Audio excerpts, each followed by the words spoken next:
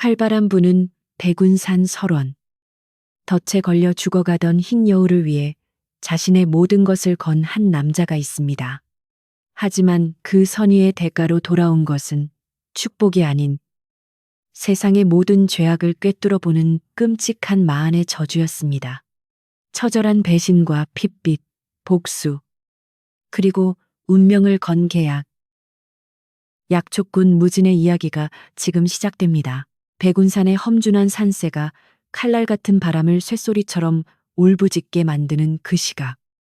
눈 덮인 골짜기에는 비릿한 선혈이 낭자하게 뿌려져 있었다. 짐승의 것이라기에는 너무나 붉고 선명한 피가 순백의 설원 위에 기괴한 그림을 그려놓고 있었다. 무진은 거친 숨을 몰아쉬며 자신의 발치에 놓인 참혹한 광경을 내려다보았다. 무릎까지 차오른 눈밭 위로 은비털을 가진 여우 한 마리가 녹슨 쇠창살이 박힌 덫에 뒷다리가 끼인 채 고통스럽게 몸부림치고 있었다.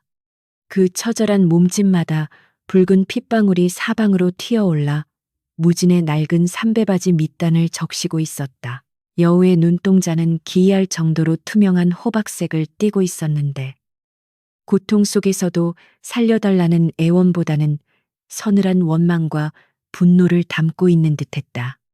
무진은 약초꾼으로서 숱한 짐승을 보아왔지만 이토록 사람의 간담을 서늘하게 만드는 눈빛은 처음이었다. 그때였다. 등 뒤의 숲속 깊은 곳에서 날카로운 나팔 소리가 찢어질 듯 울려 퍼졌다.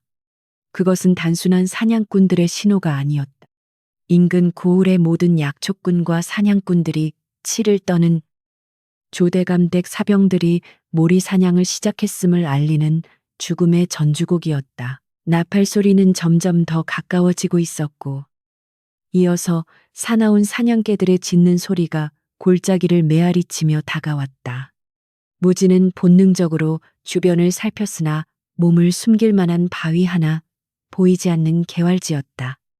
이대로 있다가는 여우와 함께 저들에게 발각되어 여우 가죽을 탐내는 그들의 화살바지가 되거나 덫을 건드렸다는 이유로 뼈가 으스러지도록 매질을 당할 것이 뻔했다.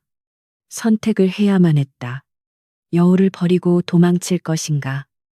아니면 목숨을 걸고 이 기이한 생명을 구해낼 것인가?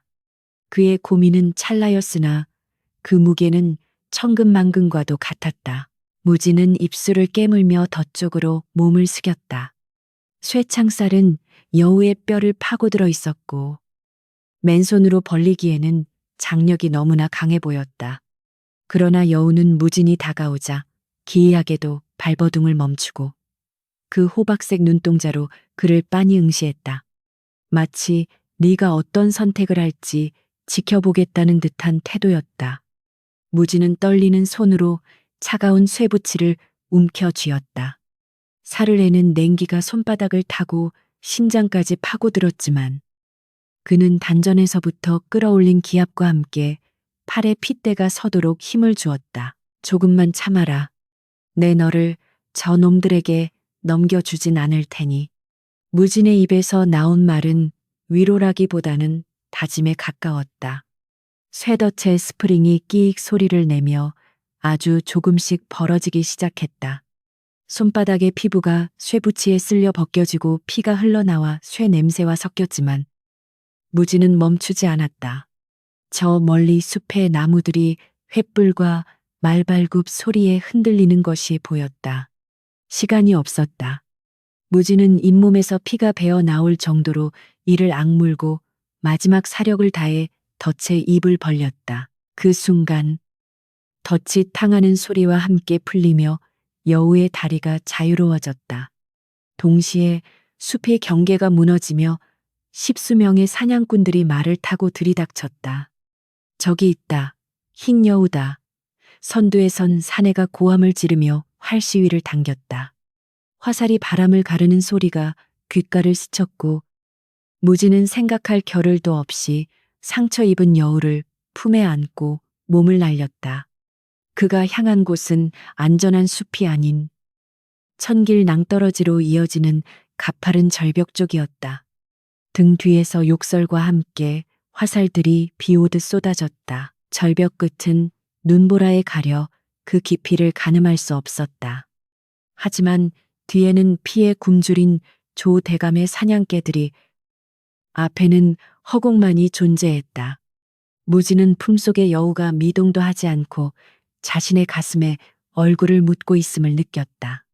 그 작은 온기가 기이하게도 공포를 잠재웠다. 그는 눈을 질끈 감고 허공을 향해 발을 내디뎠다.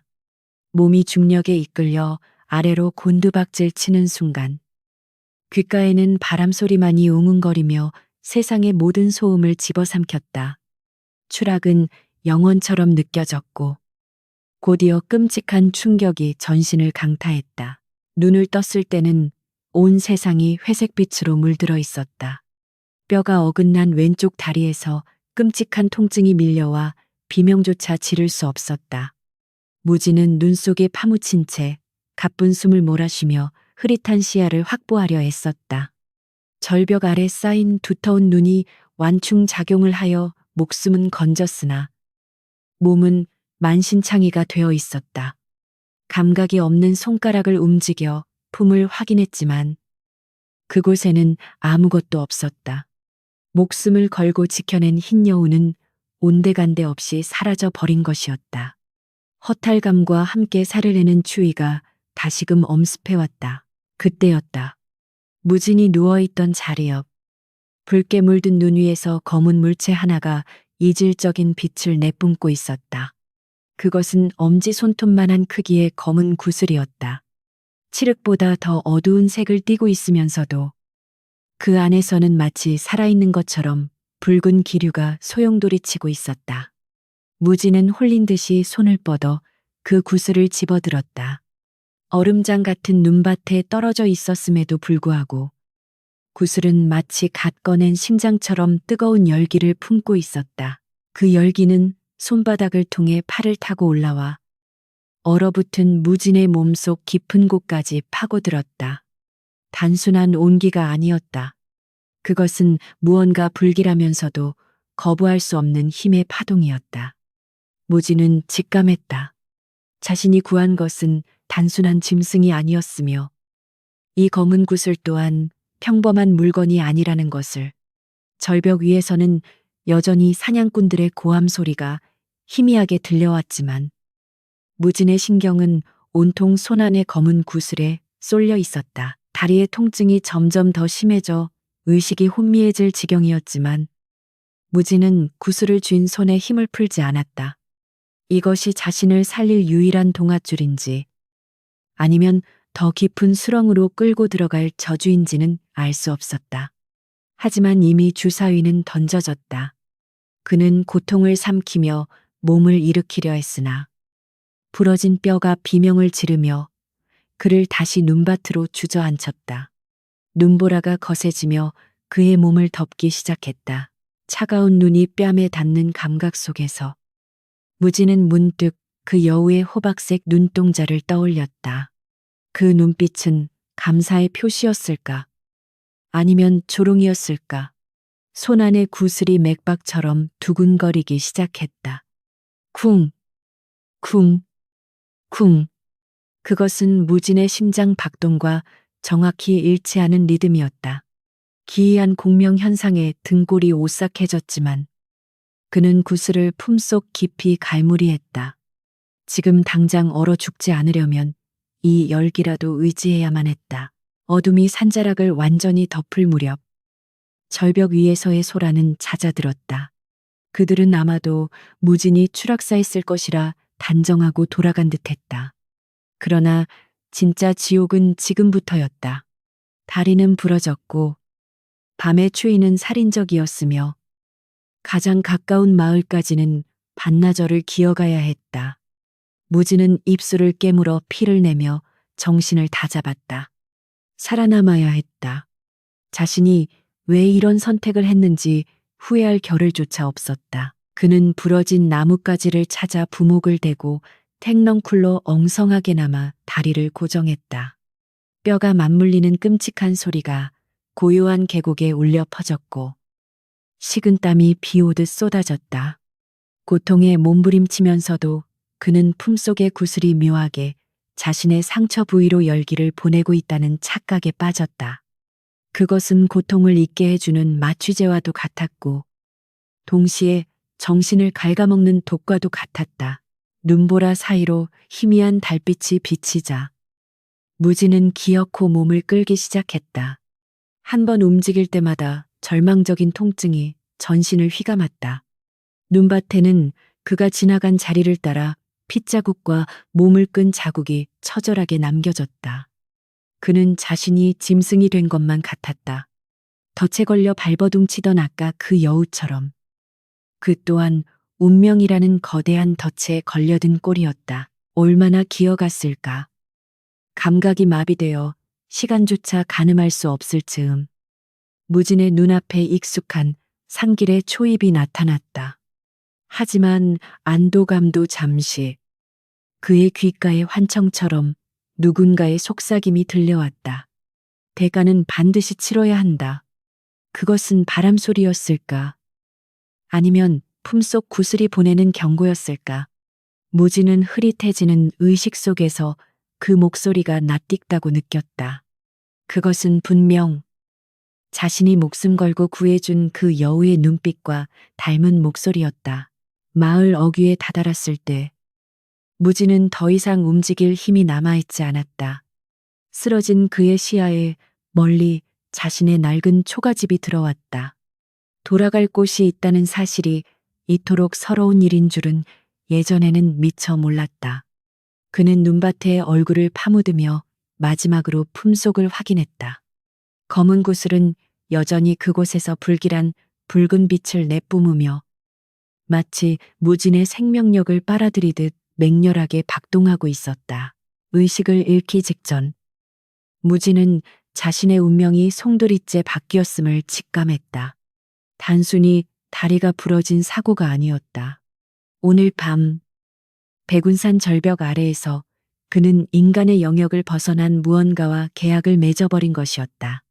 멀리서 새벽을 알리는 닭 울음소리가 들려왔지만 무진에게 찾아올 아침은 이전과 결코 같지 않을 것이었다. 그의 손에 들린 검은 구슬이 이제 막 시작된 비극의 서막을 알리듯 차갑게 빛나고 있었다. 사흘이 지났다.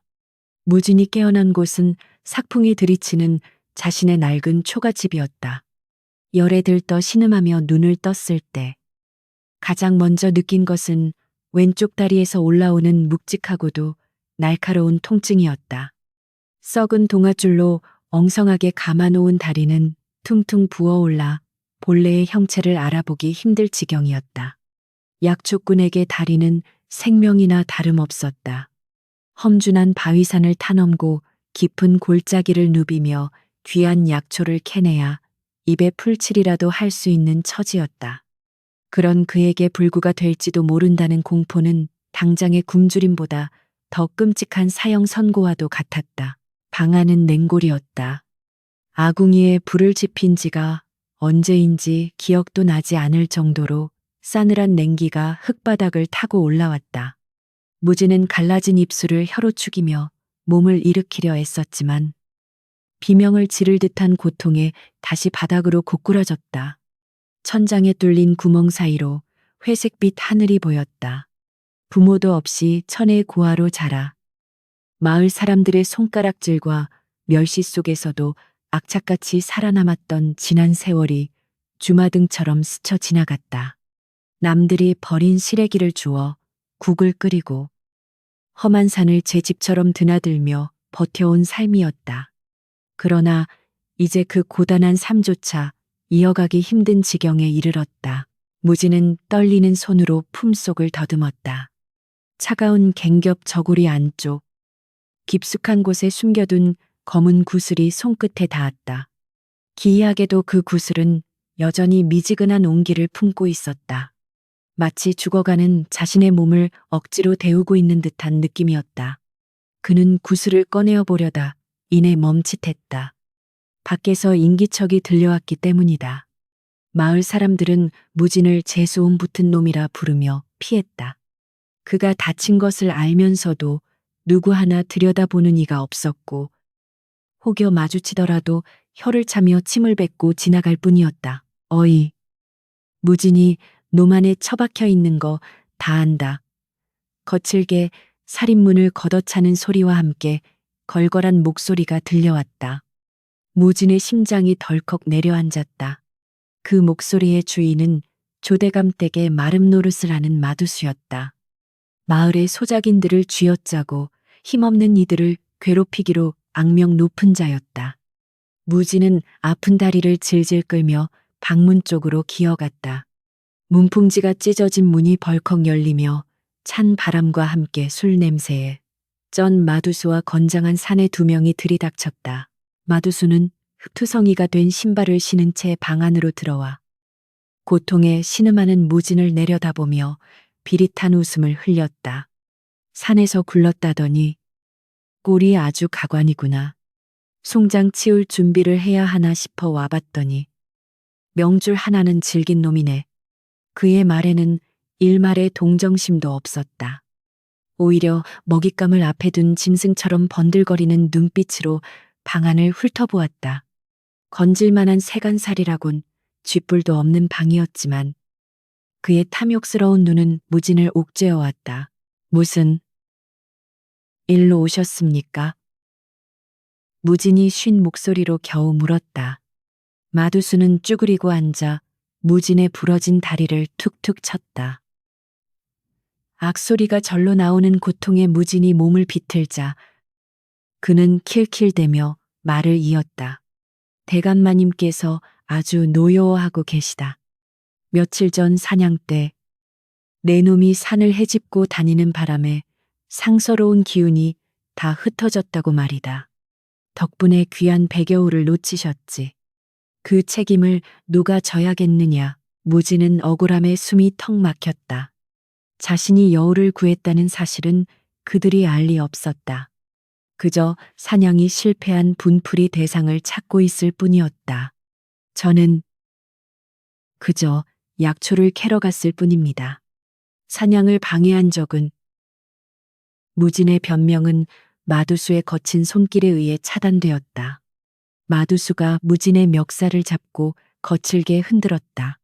감히 어디라고 말댔구냐. 내 놈이 그 시간에 산에 있었던 것 자체가 죄다 천한 놈이 주제도 모르고 대감마님의 사냥터에 얼씬거린 죄. 마두수는 무진을 바닥에 내동댕이 치며 본색을 드러냈다. 대감마님께서 입으신 정신적 피해와 사냥 준비에 들어간 비용을 내 놈이 물어내야겠다. 당장 돈을 내놓지 않으면 내 놈 부모가 남긴 저 쥐똥만한 밭이라도 내놓아야 할 것이다. 그것이 본론이었다. 조대감은 오래전부터 무진의 부모가 남긴 척박하지만 산초입에 위치한 그 땅을 탐내고 있었다. 사냥 실패는 그저 구실에 불과했다. 그 땅은 안 됩니다. 제 목숨 줄입니다. 무진이 바닥을 기며 애원했다. 그 땅마저 뺏긴다면 그는 정말로 갈 곳이 없었다.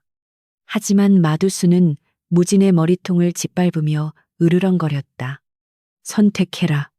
닷새 주마, 닷새 안에 은전 50냥을 가져오든지 땅 문서를 내놓든지 그것도 아니면 그는 음흉한 미소를 지으며 무진의 성한 오른쪽 다리를 훑어보았다. 내 놈 몸뚱이 하나라도 팔아서 노비 문서를 쓰든지 은전 50냥은 무진이 평생을 모아도 만져볼 수 없는 거금이었다. 사실상 땅을 내놓거나 노비가 되라는 협박이나 다름없었다. 마두수 일행은 방안을 쑥대밭으로 만들고 나서야 자리를 떴다. 깨진 질그릇 조각과 흙먼지가 날리는 방 안에 홀로 남겨진 무진은 피가 배어나오는 입술을 깨물었다. 억울했다. 태어날 때부터 지금까지 단 한 번도 남에게 해를 끼친 적 없이 성실하게 살았건만 세상은 그를 가만두지 않았다. 무진은 욱신거리는 다리를 부여잡고 벽에 기대 앉았다. 눈물이 핑 돌았지만 울 힘조차 없었다. 창호지 문 너머로 마을 사람들의 수군거림이 들려왔다. 술술. 조대감 눈밖에 났으니 이제 저놈도 끝이구먼. 그러게 평소에 얌전히 지낼 것이지. 왜 산에 올라가서 사다를 만들어. 누구 하나 그를 위해 분노해 주지 않았다. 그들에게 무지는 마을의 액바지 무녀나 다름없는 존재였고 그의 불행은 그저 남의 일일 뿐이었다. 그때 품속의 검은 구슬이 다시 뜨겁게 달아오르기 시작했다. 이번에는 미지근한 온기가 아니었다. 마치 무진의 분노에 반응하기라도 하듯 화상을 입힐 듯한 강렬한 열기가 가슴팍을 찢어댔다. 무진은 황급히 구슬을 꺼내 들었다. 검은 표면 안에서 소용돌이 치던 붉은 기운이 더욱 거세게 요동치고 있었다. 무진은 그 붉은 빛을 바라보며 기묘한 전율을 느꼈다. 그것은 공포였으나 동시에 난생 처음 느껴보는 힘에 대한 갈망이기도 했다. 가만두지 않겠다. 무진의 입에서 짐승의 으르렁거림 같은 소리가 새어나왔다. 그것은 그동안 억눌러왔던 울분이 터져 나온 소리였다. 그는 구슬을 꽉 움켜쥐었다. 닷새, 그들에게 주어진 시간은 닷새였지만 무진에게 주어진 시간 또한 닷새였다. 앉아서 당하고만 있지는 않으리라. 다리가 부러졌으면 기어서라도, 눈이 멀면 귀로라도 놈들의 목을 물어뜯고 싶었다. 약초꾼 무진의 눈빛이 예전과는 다르게 서늘하게 가라앉고 있었다. 밤이 깊어지자 마을은 정적에 휩싸였지만 무진의 집에서 새어나오는 불안한 기운은 사라지지 않았다. 그는 부러진 다리에 다시 부목을 단단히 고정하고 벽에 걸려있던 낡은 호미를 바라보았다. 약초를 캐던 도구가 이제는 자신을 지킬 무기가 되어야 할지도 몰랐다. 뱃속에서는 꼬르륵 소리가 요란했지만 배고픔보다 더 큰 도끼가 그를 채우고 있었다. 닷새 후 그는 결코 그들이 원하는 대로 순순히 무너지지 않을 것이었다. 그날 밤 무진은 꿈을 꾸었다. 꿈속에서 그는 다시 설원 위에 서 있었고 그 앞에는 자신이 구해준 흰 여우가 앉아 있었다. 여우는 말이 없었으나 그 호박색 눈동자로 무진의 왼쪽 눈을 뚫어지게 응시하고 있었다. 무진이 다가가려 하자 여우는 연기처럼 흩어졌고 그 자리에는 피 묻은 조대감의 얼굴이 나타나 기괴하게 웃고 있었다. 무진이 비명을 지르며 깨어났을 때 그의 왼쪽 눈에서는 알 수 없는 통증이 미세하게 시작되고 있었다. 아침 햇살이 비치기도 전 무진은 절뚝거리는 다리를 이끌고 집을 나섰다. 산으로 갈 수는 없었지만 마을 안에서라도 할 수 있는 일을 찾아야 했다. 아니, 정확히는 살아남을 방법을 강구해야 했다. 마두수의 협박은 빈말이 아니었다. 조 대감은 한 번 물면 놓지 않는 독사 같은 위인이었다. 무진은 마을 우물가로 향했다. 그곳은 마을의 모든 정보가 모이는 곳이었다. 사람들의 냉대 속에서도 그는 귀를 열고 조대감 집안의 동태를 살피기 시작했다. 하지만 현실은 냉혹했다. 우물가에 있던 안악들은 무진을 보자마자 황급히 자리를 피하거나 노골적으로 불쾌한 기색을 드러냈다. 재수 없는 놈이 아침부터 설치네. 조대감 댁에서 가만 안 둔다던데. 가까이 하지 마. 등 뒤로 꽂히는 비수 같은 말들이 무진의 가슴을 후벼 팠다. 그는 물 한 모금 마시지 못한 채 다시 터덜터덜 집으로 발걸음을 돌려야 했다. 자신의 처절한 고립을 뼈저리게 실감한 무진은 집마당 구석에 웅크리고 앉아 하늘을 올려다보았다. 구름 한 점 없는 파란 하늘이 야속할 만큼 맑았다. 이대로 죽을 수는 없다. 그는 혼잣말처럼 중얼거렸다. 그리고 무의식적으로 손을 뻗어 마당 한 구석에 자라난 이름 모를 잡초를 뽑아냈다. 뿌리째 뽑힌 잡초의 흙냄새가 코를 찔렀다. 잡초처럼 짓밟혀도 다시 일어나는 것. 그것이 그가 배운 유일한 생존법이었다. 그러나 이번 싸움은 잡초의 끈기만으로는 이길 수 없는 거대한 바위와의 싸움이었다. 닷새라는 시간은 죽어가는 자에게는 찰나와 같고 기다리는 자에게는 영겁과도 같은 시간이었다.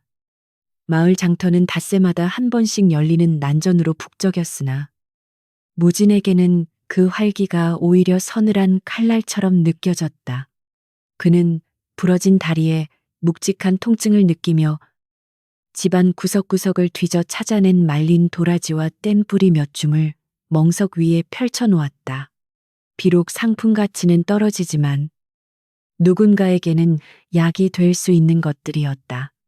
마두수가 요구하는 전 쉰양에는 턱없이 부족했지만 당장 입에 풀칠이라도 하려면 이것이라도 팔아야 했다. 그러나 오가는 사람들은 무진의 좌판을 보고는 마치 전염병 환자를 대하듯 멀찍이 돌아갔다. 그때 장터 입구 쪽에서 소란스러운 소리가 들려왔다. 웅성거리는 인파가 홍에 갈라지듯 양옆으로 물러나고 그 사이로 비단 옷을 입은 거구의 사내가 거만하게 걸어 들어왔다. 조 대감이었다. 이 고을의 상권을 움켜쥐고 있는 실세이자 무진을 벼랑 끝으로 내몬 장본인이었다. 그의 뒤로는 험상례는 사병들이 위압적인 기세를 뿜어내며 따르고 있었다. 조 대감은 뒷짐을 진 채 날카로운 눈매로 좌판들을 훑어보았고 그와 눈이 마주친 상인들은 황급히 허리를 숙여 조아렸다. 그 모습은 흡사 왕이 자신의 영지를 시찰하는 것과 다를 바가 없었다. 조대감의 시선이 무진에게 머물렀다. 찰나의 순간 조대감의 입가에 비릿한 미소가 번졌다. 그는 천천히, 아주 천천히 무진의 앞으로 다가왔다. 무진은 본능적으로 고개를 숙였지만 쥐고 있는 주먹은 부들부들 떨렸다. 내 놈이로구나. 내 사냥을 망친 그 재수 없는 놈이. 조대감의 목소리는 낮았지만 주변의 소음을 잠재울 만큼 힘이 실려 있었다. 무진은 마른 침을 삼키며 대답했다. 소인은 그저 약초를 캐러 갔을 뿐입니다. 대감마님의 사냥을 방해할 의도는 추호도 없었습니다. 약초라. 조대감은 코웃음을 치며 지팡이 끝으로 무진이 펼쳐놓은 도라지를 툭툭 건드렸다. 내 놈이 그날 절벽으로 뛰어내렸다지 그 높이에서 살아남다니 명줄 하나는 끈질기구나. 헌데 내 사냥개들이 쫓던 그 짐승은 어디로 갔느냐? 설마 내 놈이 숨겨둔 것은 아니겠지. 그의 눈빛이 뱀처럼 무진을 참했다.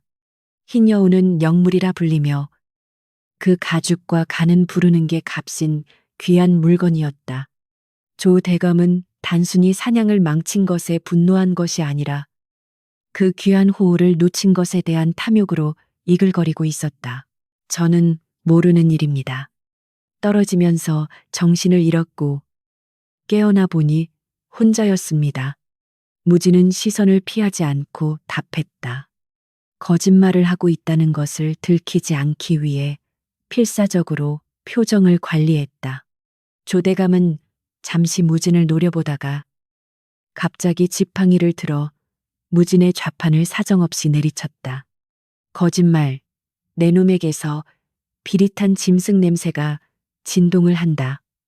흙먼지가 피어오르고 무진이 애써 모은 약초들이 사방으로 흩어졌다.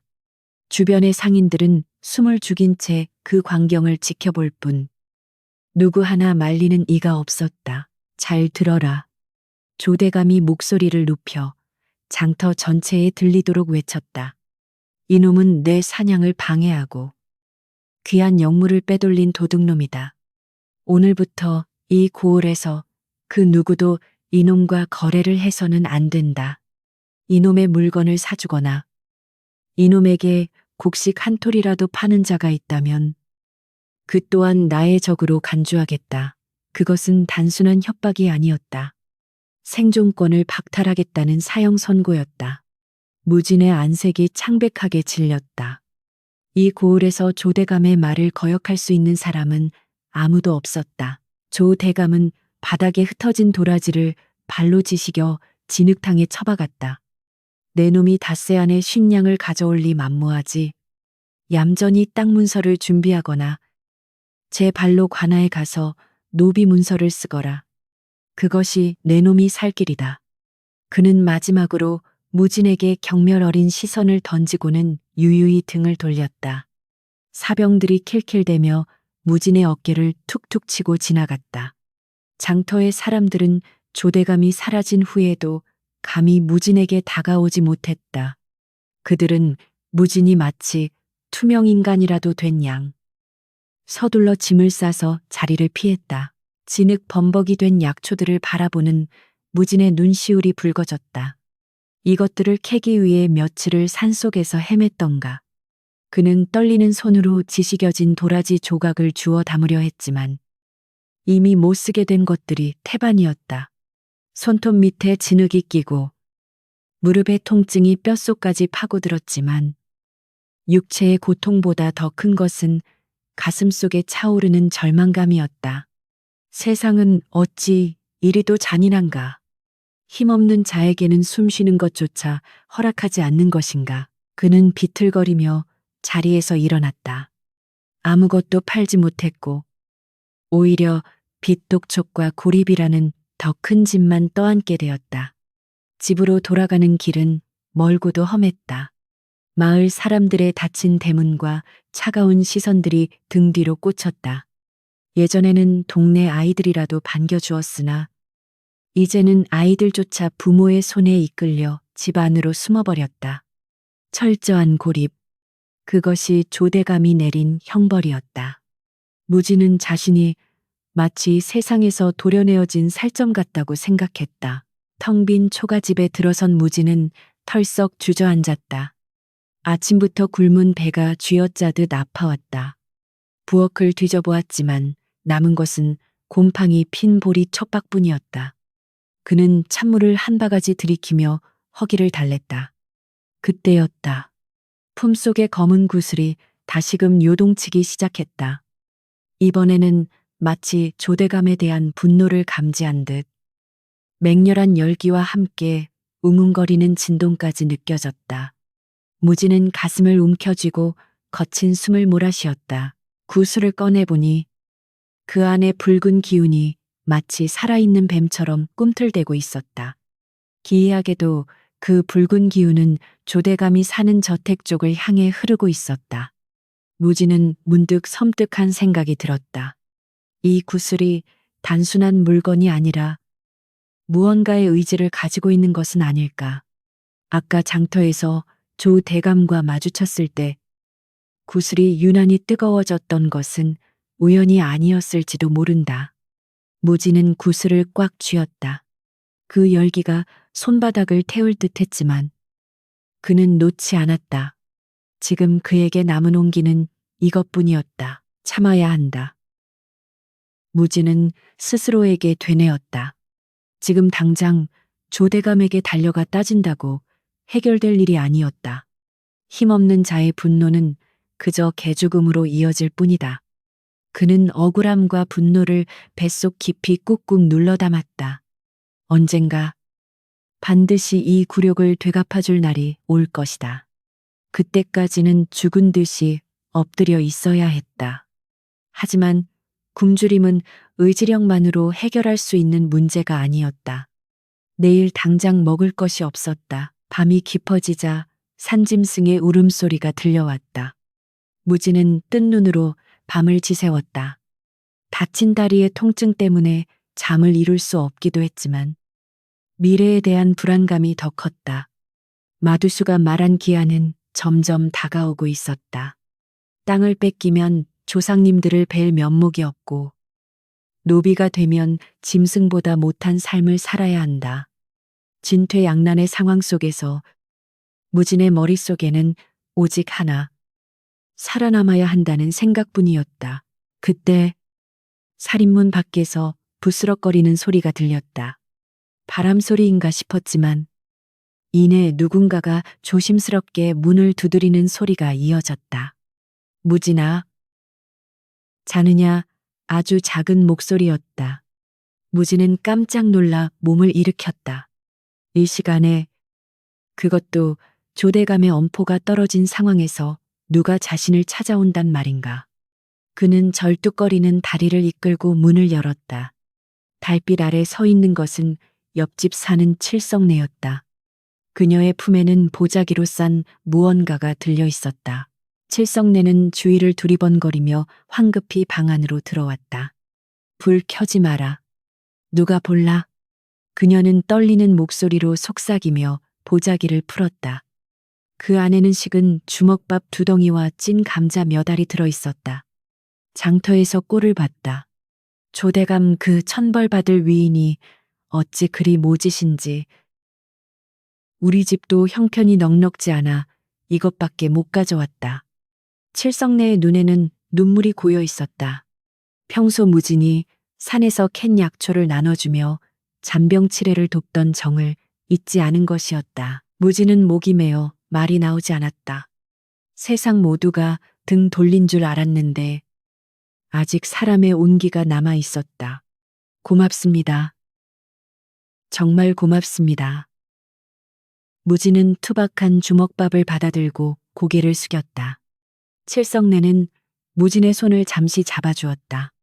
거칠고 굳은 살 박인 손이었지만 그 따뜻함은 무진의 얼어붙은 마음을 녹이기에 충분했다. 몸 조심해라. 내 또 몰래 올 테니. 칠성내는 짧은 인사를 남기고 바람처럼 사라졌다. 방 안에 홀로 남은 무진은 주먹밥을 베어 물었다. 눈물 섞인 밥알이 목구멍으로 넘어갔다.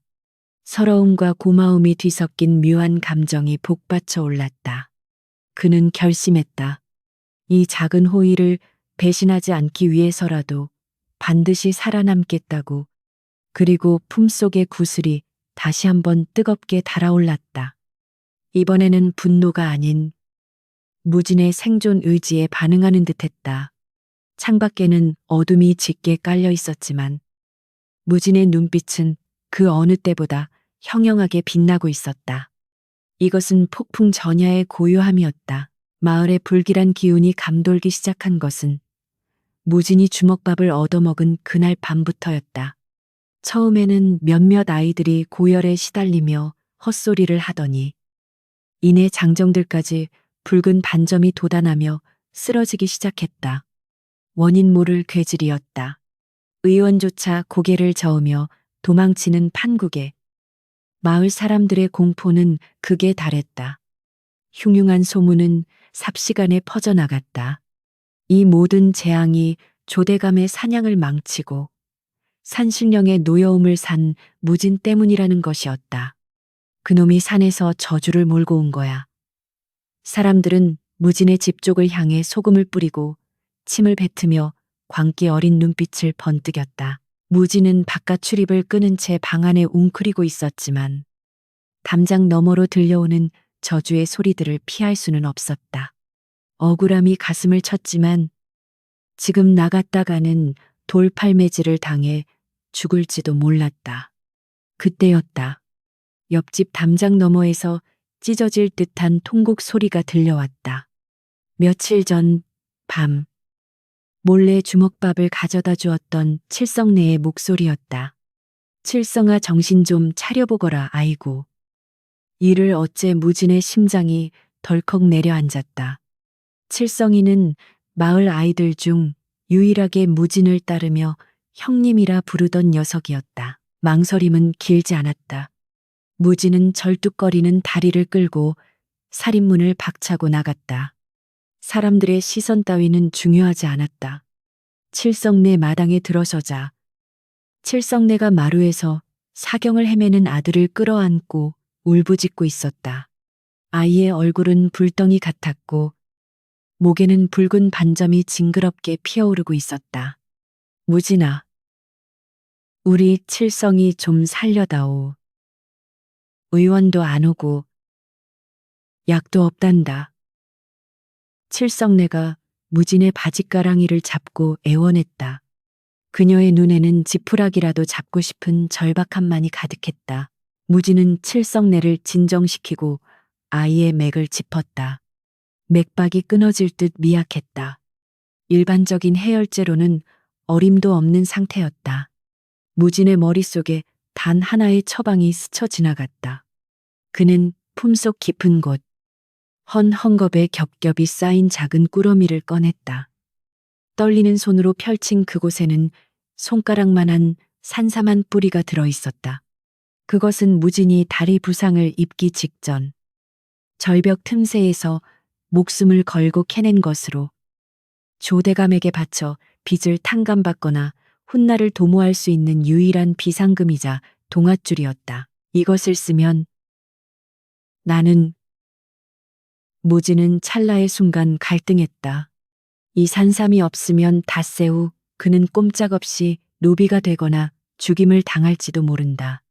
하지만 눈앞에서 숨이 넘어가는 아이를 외면할 수는 없었다.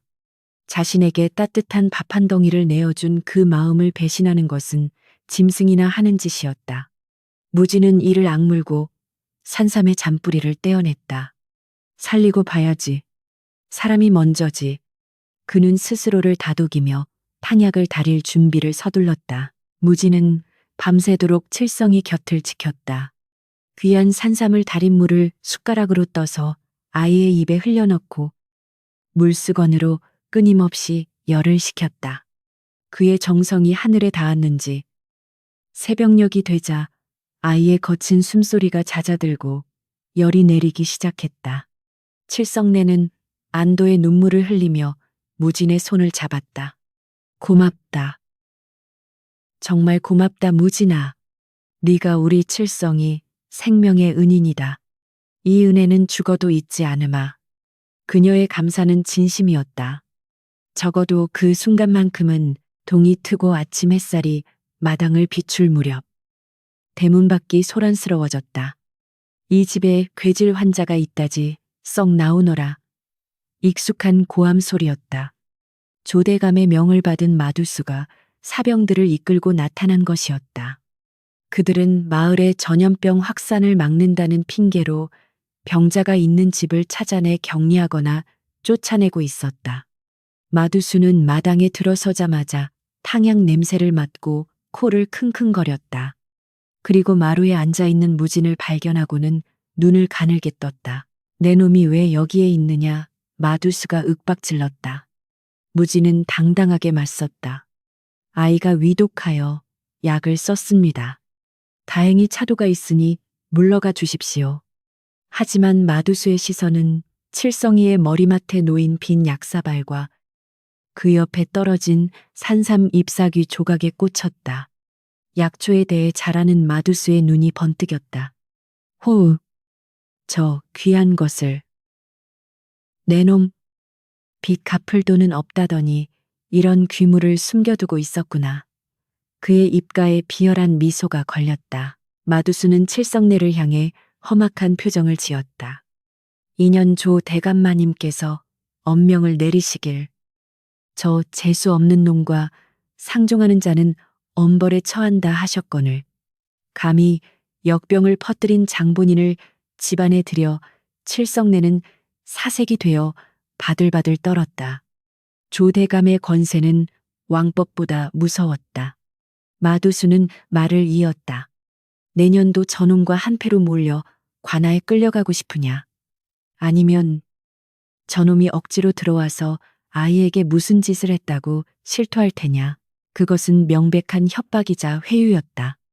무진과 공범이 되어 함께 죽을 것인지 아니면 무진을 팔아 넘기고 살 길을 찾을 것인지 선택하라는 강요였다.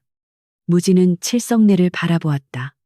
설마 아들을 살려준 은인을 배신하지는 않으리라 믿었다. 하지만 공포에 질린 인간의 마음은 갈대보다 연약했다. 칠성내의 눈동자가 흔들리더니 이내 무진을 외면하고 마두수 쪽으로 향했다. 그녀는 살기 위해 이제 막 살아난 아들을 지키기 위해 무진을 희생양으로 삼기로 결심한 것이었다. 저놈이 억지로 들어왔습니다요. 칠성내가 비명을 지르듯 외쳤다.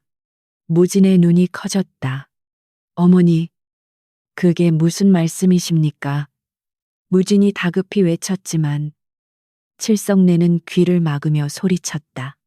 나는 오지 말라고 했는데 저놈이 억지로 들어와서 알 수 없는 시커먼 물을 칠성이에게 먹였습니다.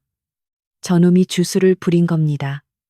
우리 칠성이가 낳은 것도 다 저놈의 요술 때문입니다.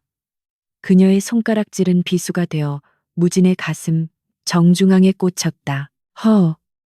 역시 그랬군.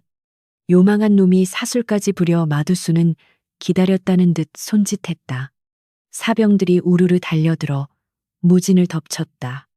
무진은 반항하려 했지만 부러진 다리와 밤새 간호하느라 지친 몸으로는 건장한 사내들을 당해낼 수 없었다.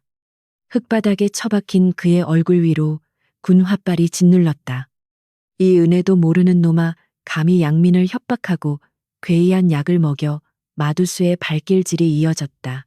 무진은 고개를 들어 칠성내를 바라보았다. 그녀는 아이를 품에 꼭 안고 시선을 피한 채 덜덜 떨고 있었다. 자신이 구한 목숨이었다. 자신의 미래를 팔아서 살려낸 생명이었다. 그러나 돌아온 것은 거짓 고발과 멸시뿐이었다. 무진의 가슴 속에서 무언가가 툭 끊어지는 소리가 들렸다. 그것은 세상에 대해 마지막으로 남겨두었던 일말의 희망이자 연민이었다. 피 섞인 침이 입가에서 흘러내렸다. 끌고 가라. 대감마님 앞에 꿇어앉혀서 그 요망한 혀를 뽑아버릴 테니 마두수의 호령과 함께 무진은 개처럼 끌려갔다. 동네 사람들이 담장 너머로 그 광경을 지켜보고 있었다. 누구는 혀를 차고 누구는 안도했다. 자신이 아니라서 다행이라는 안도감. 무진은 흐릿해지는 시야 속에서 자신을 외면하는 칠성내의 등을 끝까지 노려보았다. 배신감은 뼈를 깎는 고통보다 더 뜨겁게 혈관을 타고 흘렀다. 끌려가는 무진의 품속에서 검은 구슬이 미친 듯이 진동하기 시작했다. 이번에는 열기가 아니라 차가운 냉기가 뿜어져 나왔다. 마치 주인의 처절한 절망과 분노를 집어삼키고 있는 듯했다. 무진의 왼쪽 눈이 욱신거리며 타오르듯 아파왔다. 단순한 통증이 아니었다. 그것은 각성의 전조였다. 인간의 도리를 지키려다 짐승보다 못한 취급을 받은 자가 품게 된 세상에 대한 증오가 구슬을 깨우고 있었다. 후회하게 될 것이다.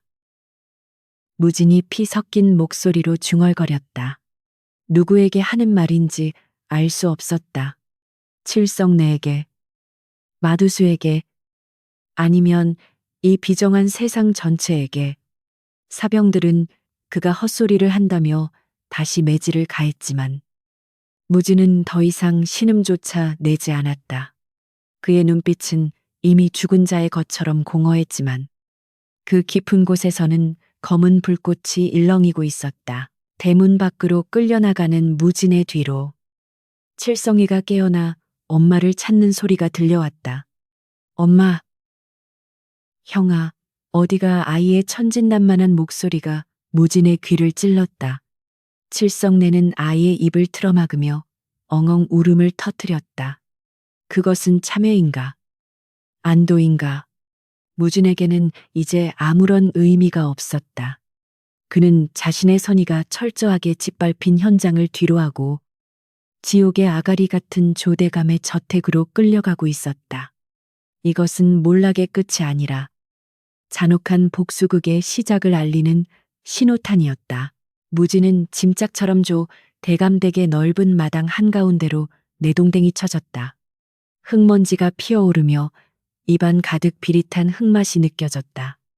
이미 마두수 일행에게 당한 매질로 온몸이 욱신거렸지만 이곳의 공기는 그 육체적 고통을 압도하는 서늘한 살기로 가득 차 있었다.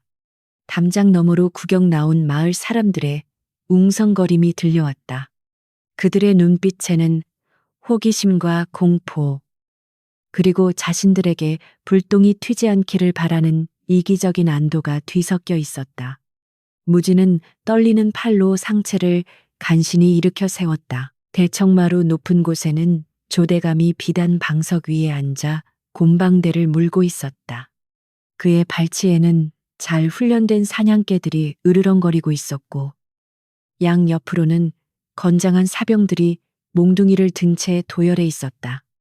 그것은 흡사 염라대왕의 심판정을 방불케 하는 위압감이었다. 조대감은 연기를 길게 내뿜으며 무진을 벌레 보듯 내려다보았다. 네, 이놈, 내 사냥을 망친 것도 모자라. 이제는 요사스러운 술수로 마을 아이를 홀리고 다닌다지. 내 놈이 정녕 명주를 재촉하는구나. 억울합니다. 대감마님, 저는 그저 아이를 살리려 무진이 쉰 목소리로 항변하려 했으나 마두수의 발길질이 그의 턱을 가격했다. 턱뼈가 얼얼해지며 말이 끊겼다. 닥쳐라, 천한 것이 어디서 감히 주둥이를 놀리느냐. 마두수가 소리쳤다. 내 놈이 쓴 약이 산삼인지 독초인지 어찌 안단 말이냐. 내 놈이 칠성내 아이에게 주술을 걸어 마을의 역병을 더 퍼뜨리려 했다는 증언이 이미 나왔다. 칠성내의 거짓 고발은 어느새 기정사실이 되어 있었다. 조대감은 귀찮다는 듯 손을 휘저었다. 더 들을 것도 없다. 저놈의 요사스러운 기운이 마을을 어지럽히고 있으니 본보기로 다스려야 마땅하다. 여봐라. 저놈을 매우 쳐라. 명령이 떨어지기 무섭게 사병들이 달려들어 무진을 멍석 위에 엎어놓았다. 굵직한 몽둥이가 허공을 가르며 무진의 등짝을 강타했다.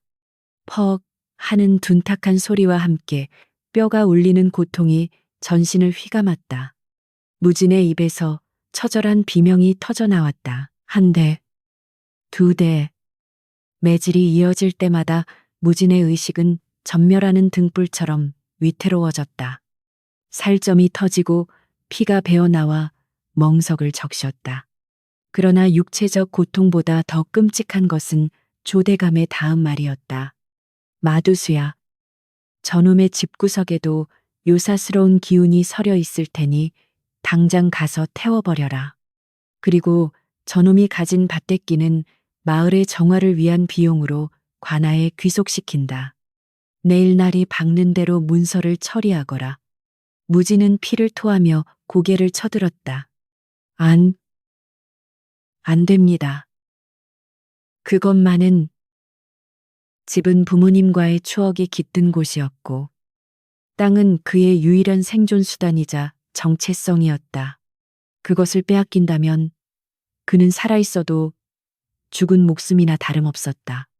하지만 저 멀리 마을 어귀 쪽에서 검은 연기가 피어오르는 것이 보였다. 매캐한 냄새가 바람을 타고 날아왔다.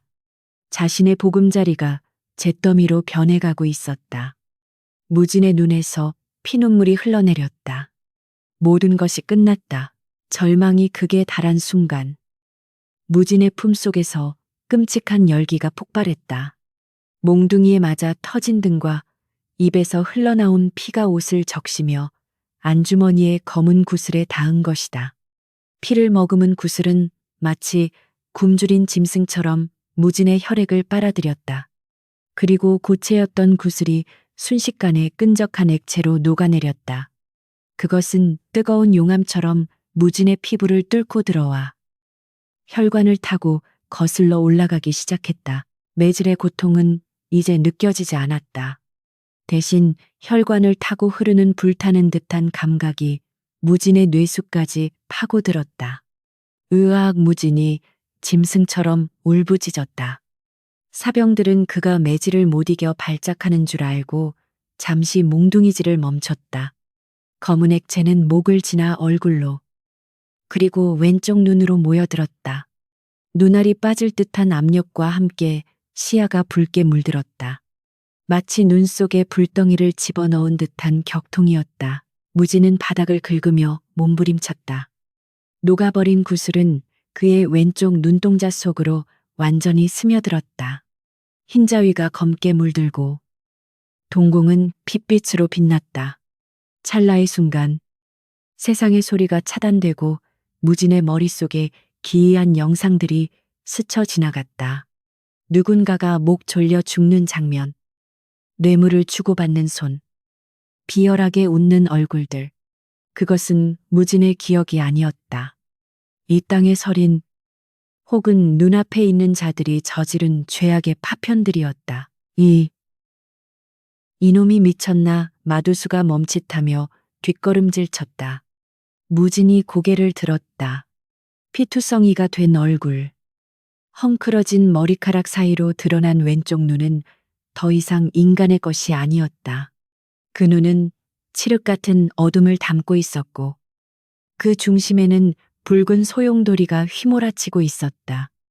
무진이 눈을 깜빡이자 세상의 풍경이 기이하게 뒤틀렸다. 색채가 사라진 흑백의 세상. 그 속에서 오직 죄를 지은 자들만이 역겨운 색깔을 띠고 있었다. 무진의 시선이 대청마루의 조대감에게 고정되었다. 그 순간 무진은 숨을 멈췄다. 비단 옷을 입고 점잔을 빼고 있는 조대감의 몸에서 시커먼 타르 같은 연기가 끊임없이 뿜어져 나오고 있었다. 그것은 단순한 연기가 아니었다. 그가 평생 저지른 악행과 탐욕, 그리고 살인의 냄새를 풍기는 업보의 형상이었다. 그 검은 기운은 조대감의 뒤에 서 있는 거대한 나무 그림자 속으로 이어져 있었다. 무진의 왼쪽 눈은 그 검은 연기를 뚫고 과거의 잔상을 끄집어냈다. 환영이 겹쳐 보였다.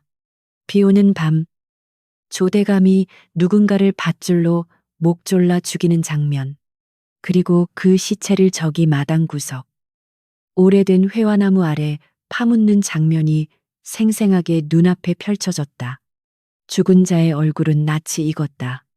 3년 전 갑자기 실종되었다던 전임 현감이었다. 무진은 전율했다. 이것이 구슬이, 아니, 그것이 보여주는 진실이었다. 내 놈 눈이.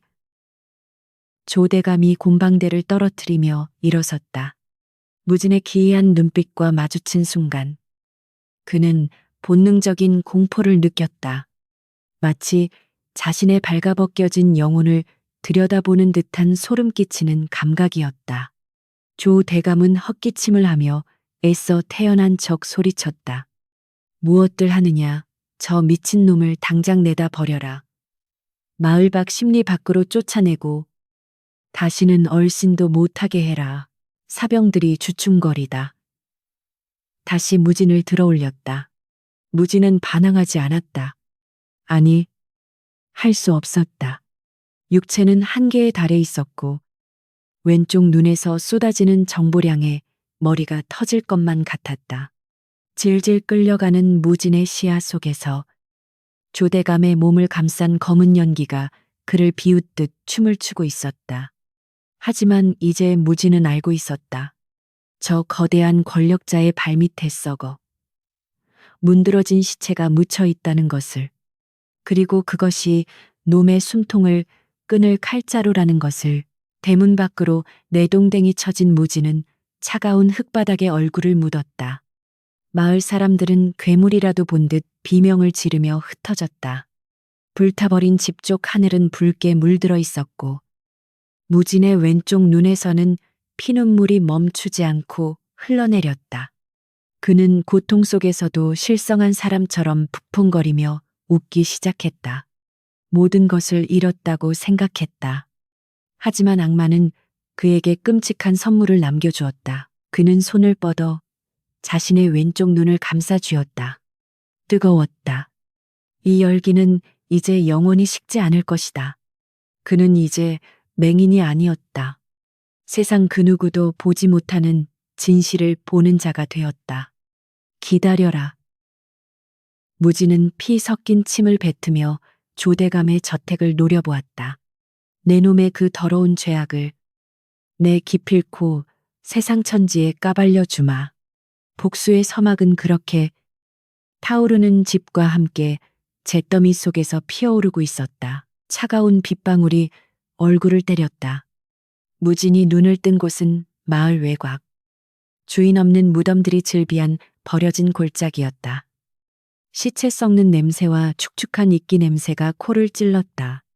온몸의 뼈가 으스러진 듯한 고통이 밀려왔지만 그보다 더 끔찍한 것은 왼쪽 눈에서 느껴지는 감각이었다.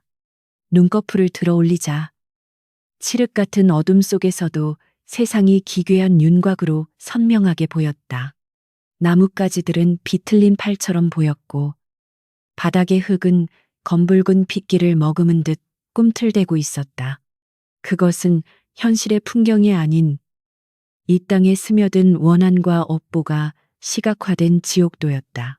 무지는 비틀거리는 몸을 일으켜 바위 틈으로 몸을 피했다.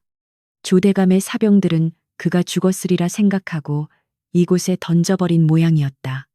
살아남았다는 안도감보다는 자신이 본 것이 무엇인지에 대한 전율이 먼저 찾아왔다. 그는 떨리는 손으로 왼쪽 눈을 가렸다. 하지만 손바닥을 투과하듯 조 대감의 죄악은 뇌리에 문신처럼 새겨져 지워지지 않았다. 아까 대청마루에서 보았던 그 환영, 비오는 밤, 조 대감이 전임 현감 한 무를 교살하고 회화나무 아래 묻던 장면은 단순한 헛것이 아니었다. 한 현감. 무지는 기억을 더듬었다. 3년 전 백성들을 구휼하고 탐관오리를 척결하려 애쓰던 젊은 현감이 갑자기 사라졌다. 관아에서는 그가 야반도주했다고 발표했으나 민심은 흉흉했다. 조 대감의 횡포를 막으려던 유일한 인물이었기에 더욱 그랬다.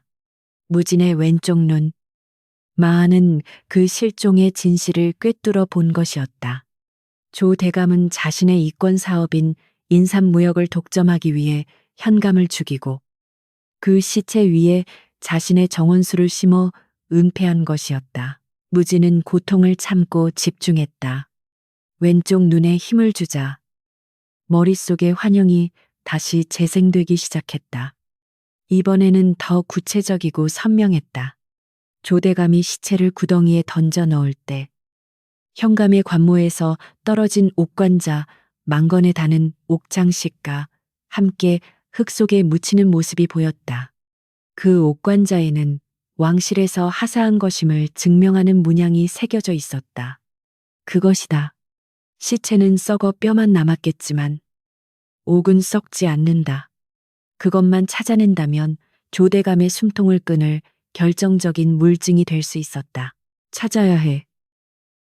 무진의 입술이 떨렸다. 하지만 현실은 냉혹했다. 그는 걷기조차 힘든 병신이 된 데다 마을은 조대감의 감시망 아래 있었다. 저택 마당을 파헤친다는 것은 불가능에 가까웠다. 게다가 지금 그의 몰골로 관아에 가봤자 미친 사람 취급을 받거나 조 대감과 한패인 이방에게 죽임을 당할 것이 뻔했다. 힘이 필요했다.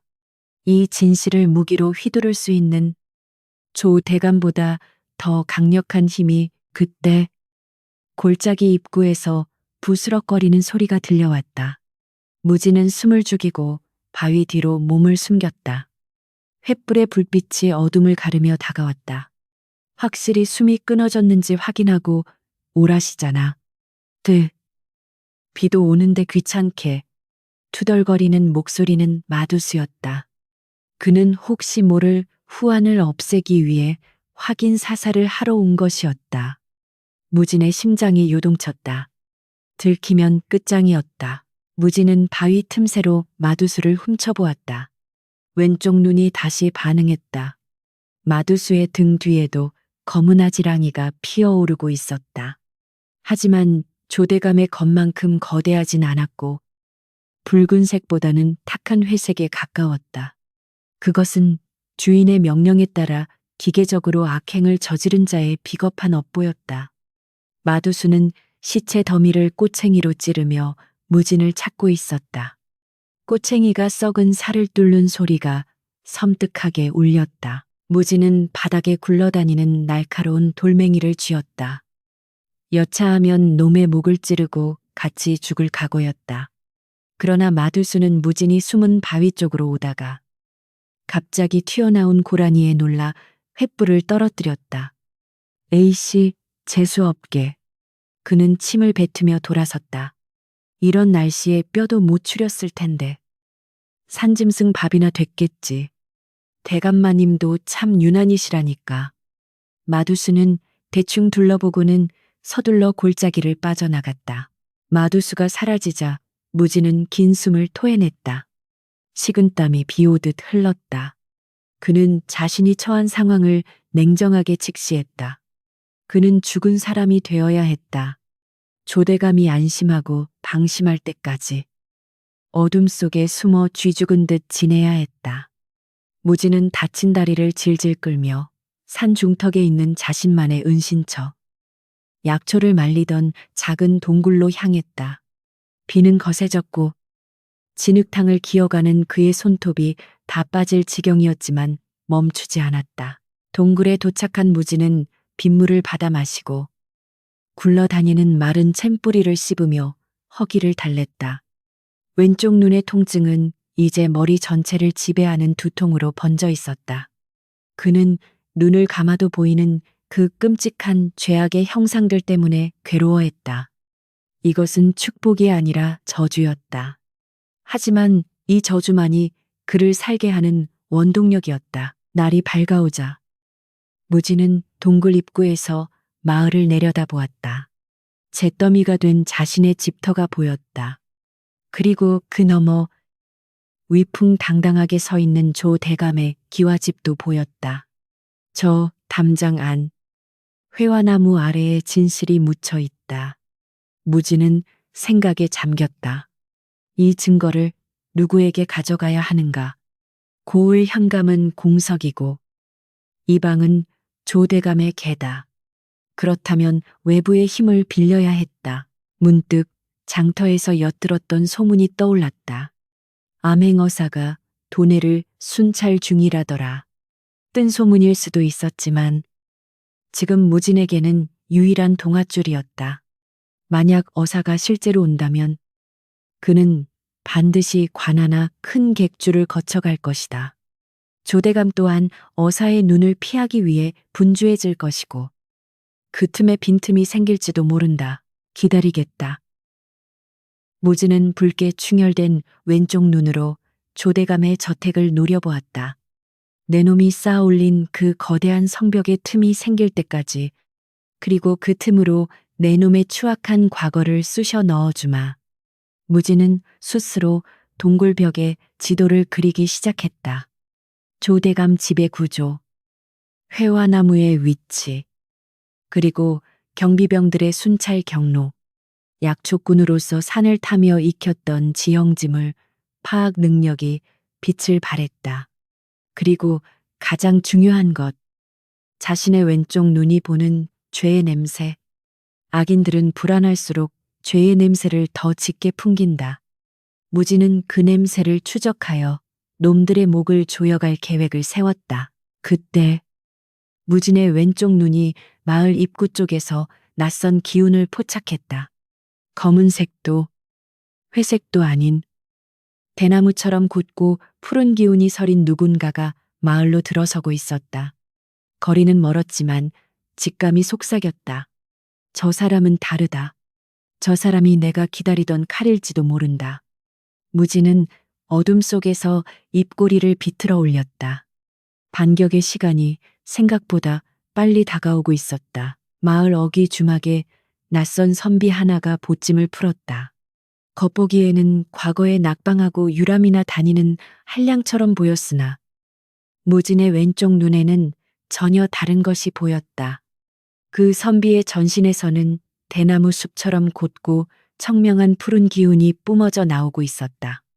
그것은 사사로운 욕심에 찌든 마을 사람들의 탁한 회색 기운이나 조대감의 역겨운 검은 기운과는 차원이 다른 정의의 형상이었다. 무지는 직감했다. 저 자야말로 자신이 기다리던 칼이자 썩어 빠진 이 고을을 도려낼 유일한 희망인 암행어사임을. 무지는 어둠을 틈타 주막 뒷간으로 숨어들었다. 직접 나서서 내가 증인이요라고 외쳐봤자 미치광이나 도망자 취급을 받기 십상이었다.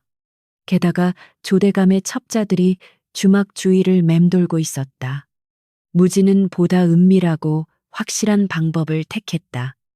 그는 미리 준비한 하얀 소복자락을 찢어 수트로 짧은 글귀를 적었다. 회화나무 밑동에 붉은 꽃이 피었으니 옥관자가 울고 있소. 그것은 3년 전 사라진 현감의 시신과 그가 지니고 있던 증거물을 암시하는 수수께끼였다.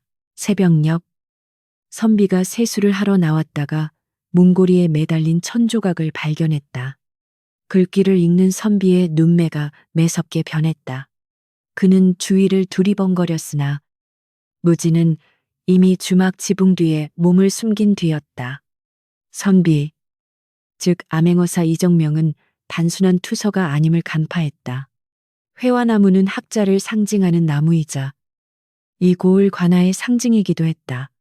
그는 보찜 속에 숨겨둔 마패를 만지작거리며 본격적으로 조대감의 주변을 탐문하기 시작했다. 사냥꾼이 덫을 놓듯 신중하고 은밀한 움직임이었다. 조대감 측도 이상한 낌새를 눈치챘다. 어디서 굴러먹던 개뼈다귀 같은 선비놈이 옛 현감 이야기를 쑤시고 다닌답니다. 마두수의 보고를 받은 조 대감의 미간이 찌푸려졌다. 평소 같으면 쥐도 새도 모르게 처리했겠지만 최근 들어 밤마다 들려오는 기이한 곡소리와 흉흉한 소문에 민심이 동요하고 있어 함부로 움직이기 껄끄러웠다. 게다가 무진이 보았던 그날 밤의 환영처럼 조대감은 자신의 죄가 묻힌 회화나무 근처에서 자꾸만 누군가의 시선이 느껴져 불안에 떨고 있었다. 무진은 이 불안을 증폭시키기로 했다.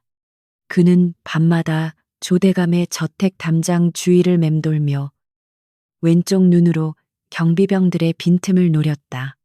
그리고 돌멩이에 헝겊을 감싸 소리 없이 던져 회화나무 가지를 흔들거나 기와장 깨지는 소리를 냈다. 누구냐? 경비병들이 화들짝 놀라 창을 겨누었지만 보이는 것은 흔들리는 나무 그림자뿐이었다. 무지는 어둠 속에 완벽하게 녹아들어 그들의 공포를 먹이 삼아 조대감의 심리적 방어선을 무너뜨리고 있었다. 효과는 서서히 나타났다. 조대감은 밤잠을 설치며 예민해져 갔고 급기야 자신의 수족들을 의심하기 시작했다. 내 놈들이 똑바로 감시를 안 하니 잡기가 설치는 것 아니냐. 조대감은 죄 없는 하인들을 매질하며 히스테리를 부렸다. 무진의 왼쪽 눈에는 조대감에게서 뿜어져 나오는 검은 기운이 점점 옅어지고 대신 불규칙하게 찢어지는 형상이 보였다. 그것은 권력자의 오만이 공포로 인해 균열을 일으키고 있다는 신호였다. 내부의 결속이 무너지고 있었다. 어사 이정명은 그 틈을 놓치지 않았다. 그는 마을의 촌로들을 찾아다니며 3년 전 사건의 모순점을 집요하게 파고들었다. 조대감의 눈치를 보며 입을 다물던 사람들도 밤마다 들리는 귀신 소동과 조대감의 광기, 어린 행보에 동요하기 시작했다. 사실 그날 밤 수레가 산 쪽이 아니라 대감마님 댁 뒷마당으로 가는 걸 본 것 같기도 하고 술에 취한 늙은 나무꾼의 실토가 터져 나왔다. 작은 불씨가 거대한 산불로 번지기 직전이었다. 위기를 느낀 조대감은 강수를 두었다. 그는 마두수에게 은밀한 지시를 내렸다. 오늘 밤 그 선비놈을 쥐도 새도 모르게 처리해라. 더 이상 두고 볼 수 없다. 마두수는 사병 몇 명을 이끌고 선비가 묵고 있는 주막으로 향했다. 살기등등한 그들의 뒤를 절뚝거리는 그림자 하나가 쫓고 있었다. 무진이었다. 그는 오늘 밤이 승부처임을 직감했다. 어사가 죽으면 모든 것이 수포로 돌아간다. 자객들이 선비의 방에 침투하려는 순간 무진이 움직였다. 그는 정면 승부를 피하고 지붕 위에서 기왓장을 마두수의 머리 위로 떨어뜨렸다. 퍽 하는 소리와 함께 마두수가 비명을 지르며 나뒹굴었다. 악 누구냐 들이닥치려던 사병들이 혼비백산하여 주위를 살폈다. 그 틈을 타 방 안에 있던 이정명이 문을 박차고 나왔다.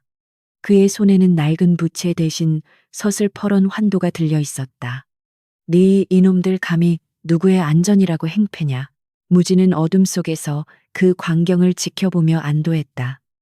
이정명은 단순한 문관이 아니었다. 그의 검술은 유려하고 매서웠다. 당황한 자객들은 어사의 기세에 눌려 제대로 덤비지도 못했다. 그때 무진의 왼쪽 눈이 어둠 속에 숨어 화살을 겨누고 있는 또 다른 자객을 포착했다. 조대감이 심어둔 저격수였다. 이정명의 등 뒤가 무방비하게 노출되어 있었다. 시간은 찰나였다. 무진은 손에 쥐고 있던 짱돌을 전력을 다해 던졌다. 돌은 정확한 포물선을 그리며 저격수의 손목을 강타했다. 으그 외마디 비명과 함께 화살이 엉뚱한 허공을 갈랐다. 이정명은 날아온 화살을 보고 소스라치게 놀라며 뒤를 돌아보았다. 누군가가 자신을 도왔다는 사실을 깨달은 것이다. 거기 누구시오? 이정명이 외쳤으나 대답 대신 바람 소리만이 들려왔다. 자객들은 상황이 불리함을 깨닫고 퇴각 신호를 보냈다. 이정명은 자객들이 사라진 어둠을 응시하다가 바닥에 떨어진 돌멩이를 주워들었다. 이끼가 낀 계곡에서나 볼 수 있는 돌이었다. 그는 직감적으로 자신에게 투서를 보낸 자와 자신을 구해준 자가 동일 인물임을 알았다. 그리고 그가 조 대감에게 원한을 가진 죽었다고 알려진 약촉군일 가능성이 높다는 결론에 도달했다. 보이지 않는 조력자의 존재는 어사에게 천군만마와 같은 힘을 실어주었다. 다음 날 마을의 분위기는 완전히 뒤집혔다.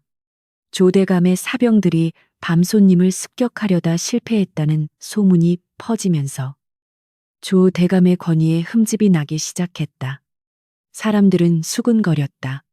대감마님이 뭔가 태기는 게 있으니 사람을 죽이려 드는 게지. 공포로 억눌려 있던 의구심이 수면 위로 떠올랐다. 조대감은 자신의 저택 안에서 분노의 차물건들을 집어던졌다. 쓸모없는 놈들 쥐새끼 한 마리 못 잡고 무지는 산중턱에서 그 혼란을 내려다 보았다. 이제 판은 깔렸다.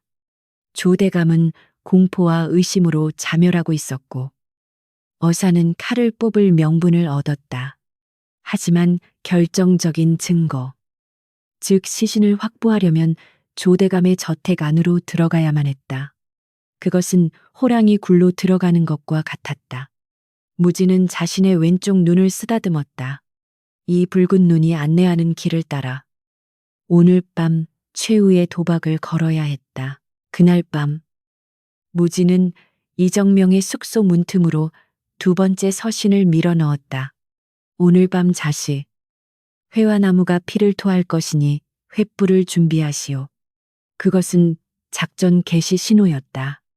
무지는 자신이 미끼가 되어 조대감의 시선을 끄는 동안 어사가 병력을 이끌고 들어와 현장을 덮치게 할 계획이었다. 목숨을 건 유인 작전. 실패하면 죽음뿐이었으나 무진의 가슴 속에는 두려움보다 뜨거운 복수심이 타오르고 있었다. 구름에 달이 가려진 칠흑 같은 밤. 무진은 절뚝거리는 다리를 이끌고 조대감의 저택 후문으로 향했다. 담장을 넘는 그의 그림자가 귀신처럼 길게 늘어졌다. 왼쪽 눈이 번뜩이며 저택 곳곳에 숨겨진 함정과 경비병들의 위치를 붉은 점으로 표시해 주었다. 무진은 숨을 죽이고 조대감의 침소 쪽이 아닌 정원 한가운데 우뚝 솟은 거대한 회화나무를 향해 기어갔다. 이제 곧 모든 것이 끝날 것이다. 3년 동안 땅속에 묻혀있던 진실이 세상 빛을 보게 될 순간이었다. 무지는 품속에서 부싯돌과 기름 먹인 천뭉치를 꺼냈다. 나무를 태우려는 것이 아니었다.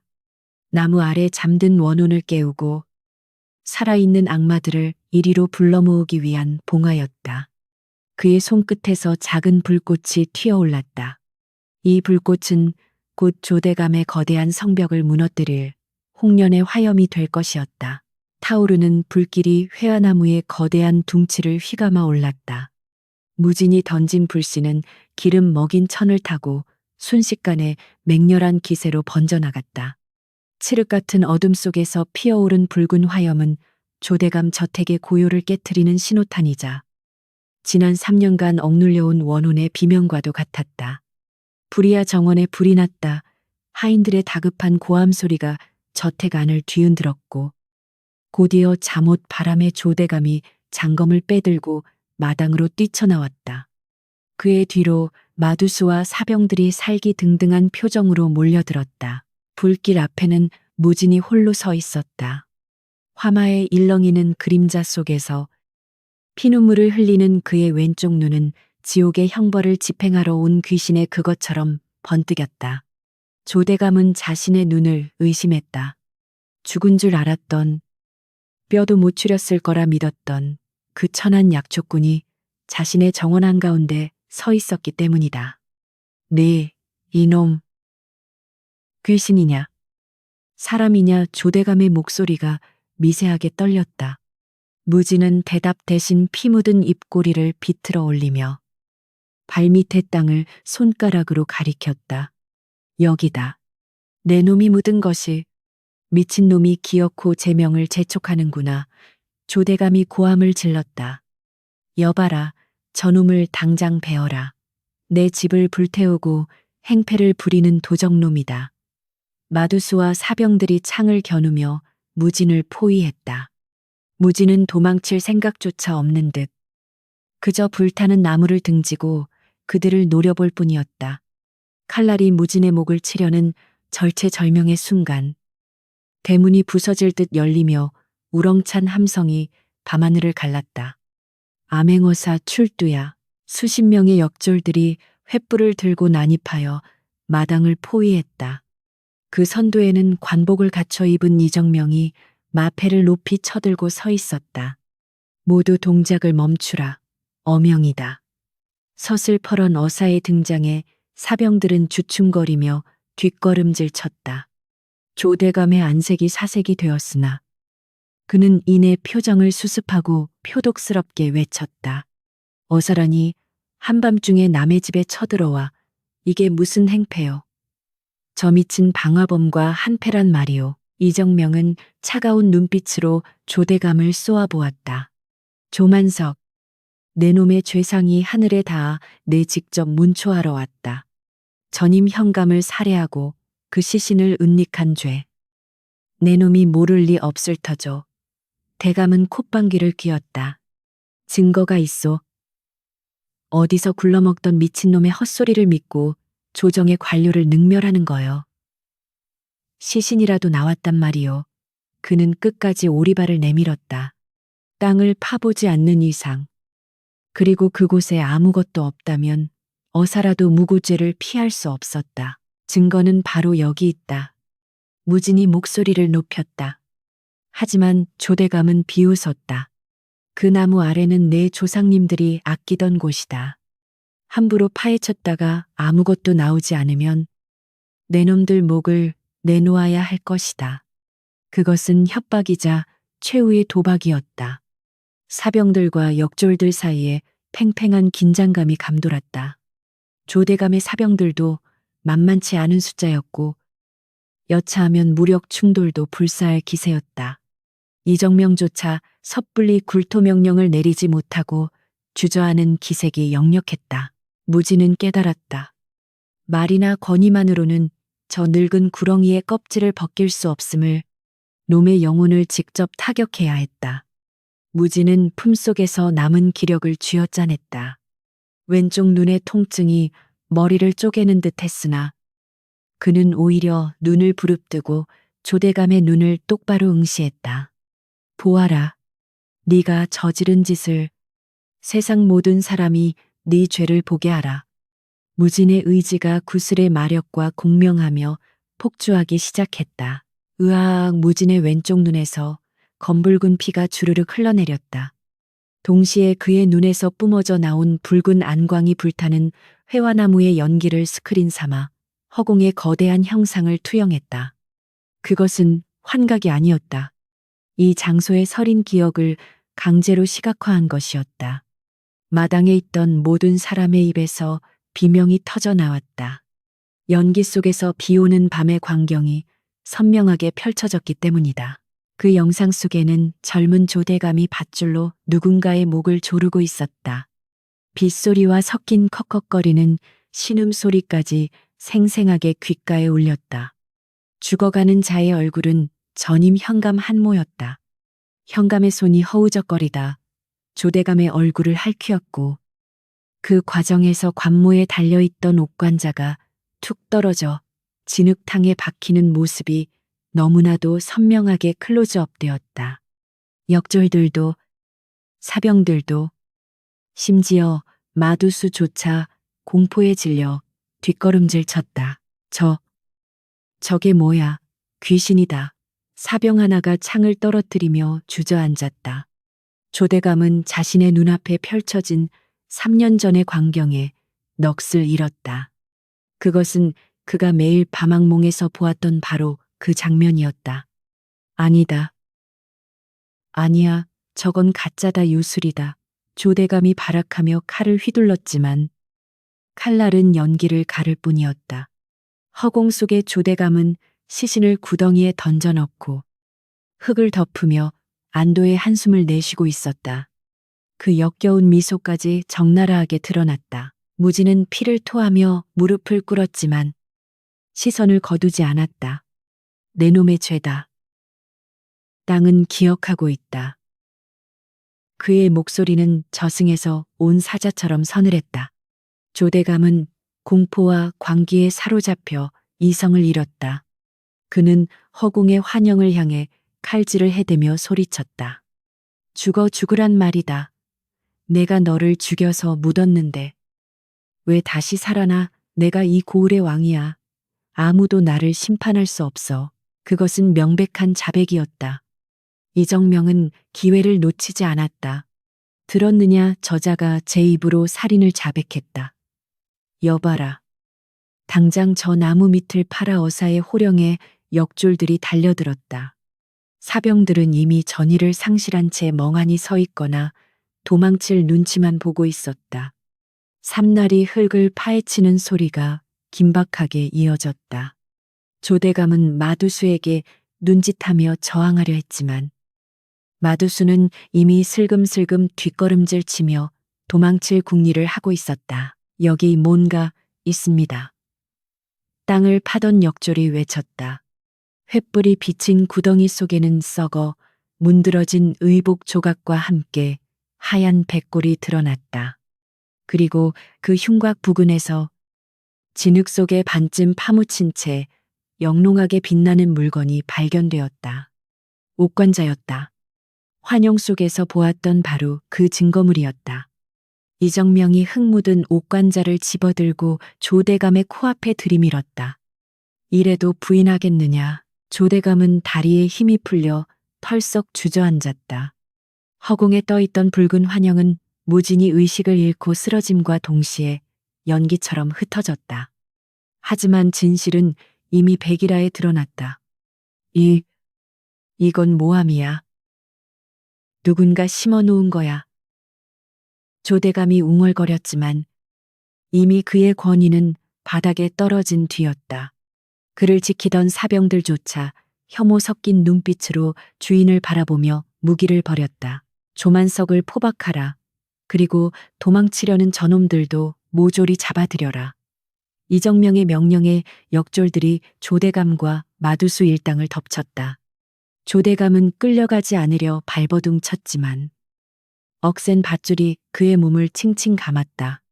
화려했던 비단옷은 흙투성이가 되었고 탐욕스럽던 얼굴은 공포로 일그러졌다. 그는 무진이 쓰러져 있는 쪽을 바라보며 악귀처럼 소리 질렀다. 내 놈이 나를 망쳤어. 저주할 테다. 죽어서도 저주할 테다. 쓰러진 무진의 귀에 그 저주가 윙윙거리는 파리 소리처럼 들려왔다. 그는 흐릿한 눈으로 끌려가는 조대감을 바라보았다. 복수는 성공했다. 놈은 죗값을 치를 것이다. 하지만 무진의 몸은 불타는 듯 뜨거웠고 왼쪽 눈은 마치 불에 달군 쇠꼬챙이로 쑤시는 듯한 고통을 뿜어내고 있었다. 과도한 힘을 사용한 대가였다. 어둠이 밀려왔다. 의식이 끊어지기 직전. 그는 빗물 섞인 눈물을 흘리며 중얼거렸다. 끝났다. 이정명은 포박된 죄인들을 뒤로하고 급히 무진에게 달려갔다. 여복의 정신 차리게 그는 피투성이가 된 무진을 안아 일으켰다. 무진의 왼쪽 눈에서는 여전히 검붉은 피가 멈추지 않고 흘러내려 그의 얼굴을 뒤덮고 있었다. 맥박은 희미했고 몸은 얼음장처럼 차가웠다가 불덩이처럼 뜨거워지기를 반복했다. 승리의 순간이었지만 그 대가는 너무나도 처참했다. 마당의 불길은 잡혔으나 무진의 몸 안에서 타오르는 저주의 불길은 이제 막 시작된 것인지도 몰랐다. 조 대감의 몰락은 그가 쌓아 올린 권세만큼이나 요란하고 처참했다. 관아 마당에는 아침부터 그를 구경하려는 사람들로 인산인해를 이루었다. 포승줄에 묶여 무릎 꿇린 조만석은 더 이상 호랑이 같은 위세를 떨치던 대감이 아니었다. 산발한 머리에 흙투성이가 된 죄수복을 입은 그는 마치 넋이 나간 사람처럼 허공을 응시하며 중얼거리고 있었다. 그 붉은 눈이 나를 보고 있어. 무진이 보여준 환영이 그의 정신을 완전히 파괴해버린 듯했다. 어사 이정명은 군중 앞에서 조만석의 죄상을 낱낱이 열거했다. 살인, 시신유기, 횡령, 그리고 양민수탈. 판결은 참수형이었다. 군중 속에서 돌멩이 하나가 날아와 조만석의 이마를 때렸다. 그것은 신호탄이었다. 그동안 그의 폭정에 숨죽이고 살았던 사람들이 야유를 퍼부으며 오물을 던지기 시작했다. 죽일 놈 내 땅을 내놓아라. 우리 아버지를 살려내라. 분노의 함성이 관아를 뒤흔들었다. 조만석은 피를 흘리며 비틀거렸지만 그 어떤 변명도 하지 못했다. 그저 공포에 질린 눈으로 자신을 애워싼 사람들의 얼굴에서 자신이 죽인 자들의 원혼을 보는 듯 비명을 질러댔다. 평생 남을 짓밟고 살아온 자의 말로는 비참하기 그지없었다. 한편 관아의 깊숙한 별채에서는 무진이 긴 혼절 끝에 눈을 떴다. 머리가 깨질 듯한 통증과 함께 왼쪽 얼굴 전체에 타는 듯한 열감이 느껴졌다. 손을 들어 얼굴을 만져보니 두터운 붕대가 감겨 있었다. 일어났느냐? 곁을 지키던 이정명이 근심 어린 표정으로 물 한 사발을 건넸다. 무진은 떨리는 손으로 물을 받아 마시며 물었다. 그 잔은 어떻게 되었습니까? 목소리는 갈라져 쇳소리가 났다. 죗값을 치르게 될 것이다. 며칠 후 형장이 서면 이 고을의 썩은 뿌리는 완전히 뽑힐 게야.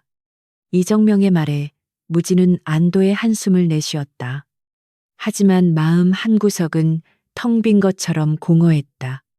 복수는 끝났지만 잃어버린 부모님의 유산과 자신의 평범했던 삶은 돌아오지 않았다. 이정명은 잠시 망설이다가 무진의 왼쪽 눈을 가리키며 입을 열었다. 의원을 불렀으나 눈은 손을 쓸 수 없었다고 하네. 외상은 없으나 동공이 검게 타버려 시력을 잃었다더군. 무진은 담담하게 고개를 끄덕였다. 예상했던 일이었다. 그날 밤 자신의 생명력을 태워 진실을 비추었을 때 이미 각오한 대가였다. 그는 붕대 위를 조심스럽게 쓸어내렸다. 시력은 잃었지만 그 자리에 박힌 그것은 여전히 살아 숨쉬고 있었다. 검은 구슬, 아니 여우가 남긴 붉은 마는 이제 무진의 신체 일부가 되어 그의 혈관과 신경에 뿌리를 내리고 있었다. 욱신거리는 통증은 그 계약이 영원할 것임을 알리는 낙인과도 같았다. 며칠 뒤 무진은 절뚝거리는 다리를 이끌고 관아문을 나섰다. 밖에는 칠성내가 기다리고 있었다. 그녀는 무진을 보자마자 바닥에 엎드려 통곡했다. 무진아, 죽을 죄를 지었다. 내 새끼 살리려고 눈이 뒤집혀서 제발 용서해 다오. 그녀의 눈물은 진심이었을 것이다. 조대감이 잡혀가고 진실이 밝혀지자 그녀 또한 위증죄로 곤장을 맞고 마을에서 손가락질 받는 처지가 되었기 때문이다. 무지는 말없이 그녀를 내려다보았다. 왼쪽 눈의 붕대 너머로 기이하게도 그녀의 마음이 색깔로 느껴졌다. 흐릿한 회색빛. 그것은 순수한 사과라기보다는 두려움과 자기 연민이 뒤섞인 비겁한 색이었다. 예전 같았으면 그녀를 일으켜 세우고 위로했겠지만 지금의 무지는 아무런 감정도 느낄 수 없었다. 배신이 남긴 상처는 분노보다 더 차가운 무관심을 낳았다. 가시오. 다시는 내 눈앞에 나타나지 마시오. 무지는 싸늘하게 내뱉고는 그녀를 지나쳤다. 칠성내의 울음소리가 등 뒤에서 멀어져 갔다. 무지는 자신이 변했음을 뼈저리게 느꼈다. 사람을 믿고 정을 나누던 순박한 약초꾼 무지는 그날 불타는 집과 함께 죽었다. 이제 남은 것은 반쪽짜리 시야와 인간의 추악한 본성을 꿰뚫어 보는 저주받은 눈을 가진 괴물뿐이었다. 그는 씁쓸한 미소를 지으며 자신의 옛 집터로 향했다. 잿더미만 남은 집터는 처량했다. 타다 남은 기둥 몇 개와 깨진 질그릇 조각들이 뒹굴고 있었다.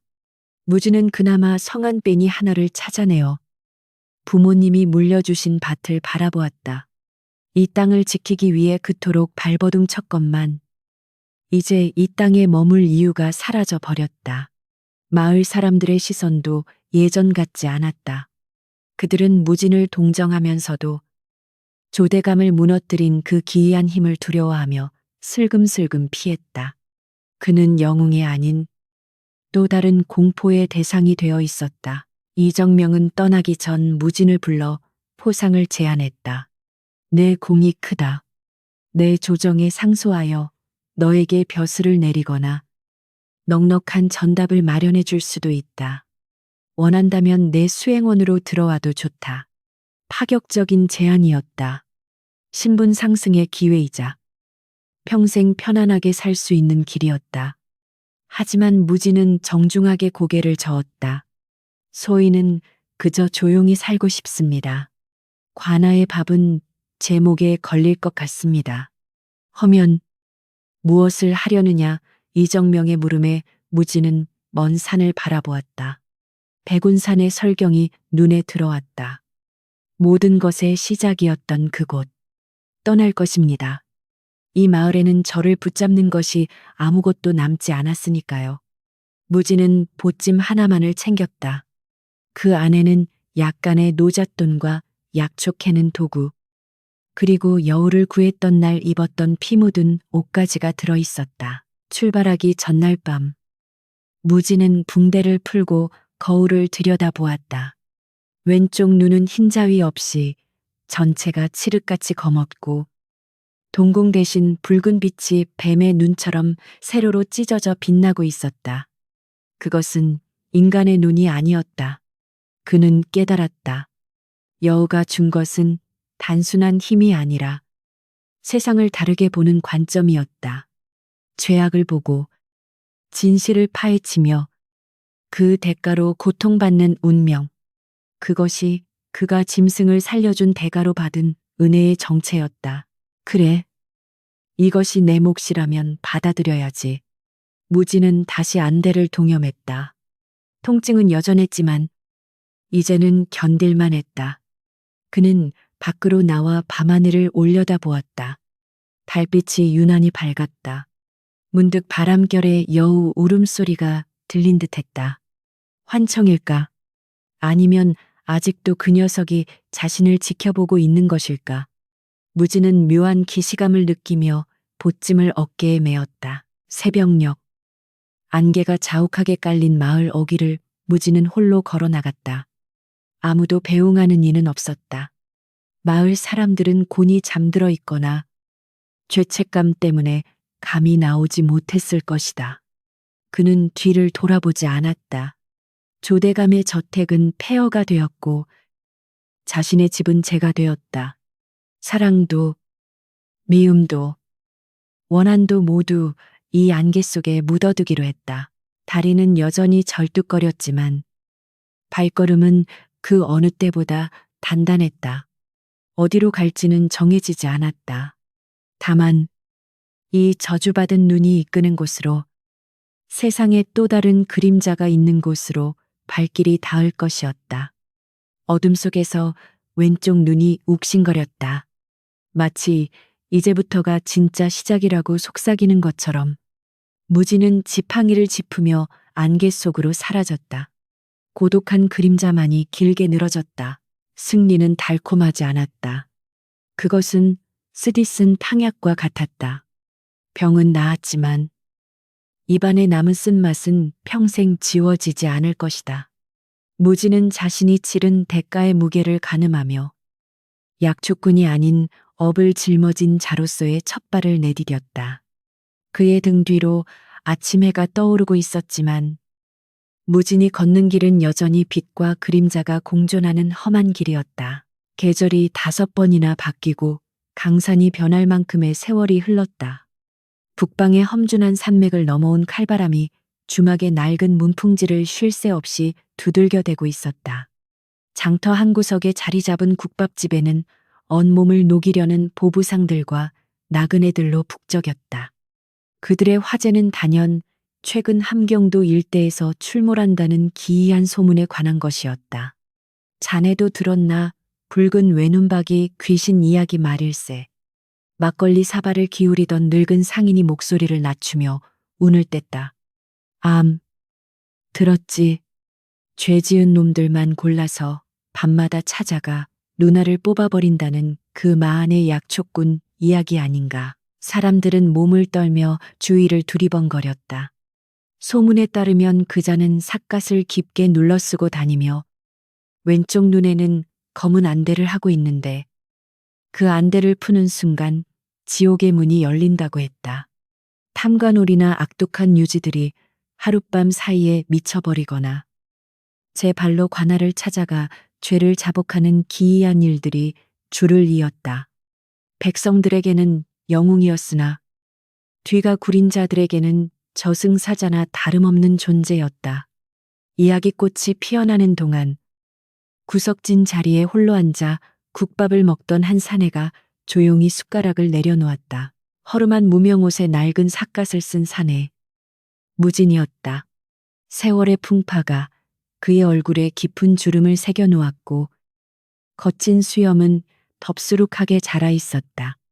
하지만 가장 눈에 띄는 것은 왼쪽 눈을 가린 검은 가죽 안대였다. 그는 사람들의 이야기를 들으며 씁쓸한 미소를 지었다.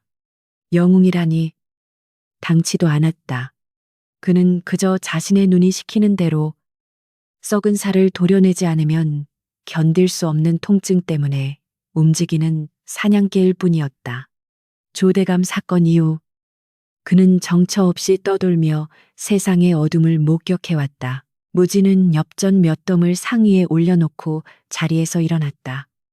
욱신거리는 왼쪽 눈이 근처에 먹잇감이 있음을 알리고 있었다. 주막을 나서는 그의 뒤로 험악한 인상의 패거리들이 따라붙었다. 그들은 산적질을 일삼는 자들로 무진의 보쯤이 꽤 묵직해 보였는지 눈독을 들이고 있었다.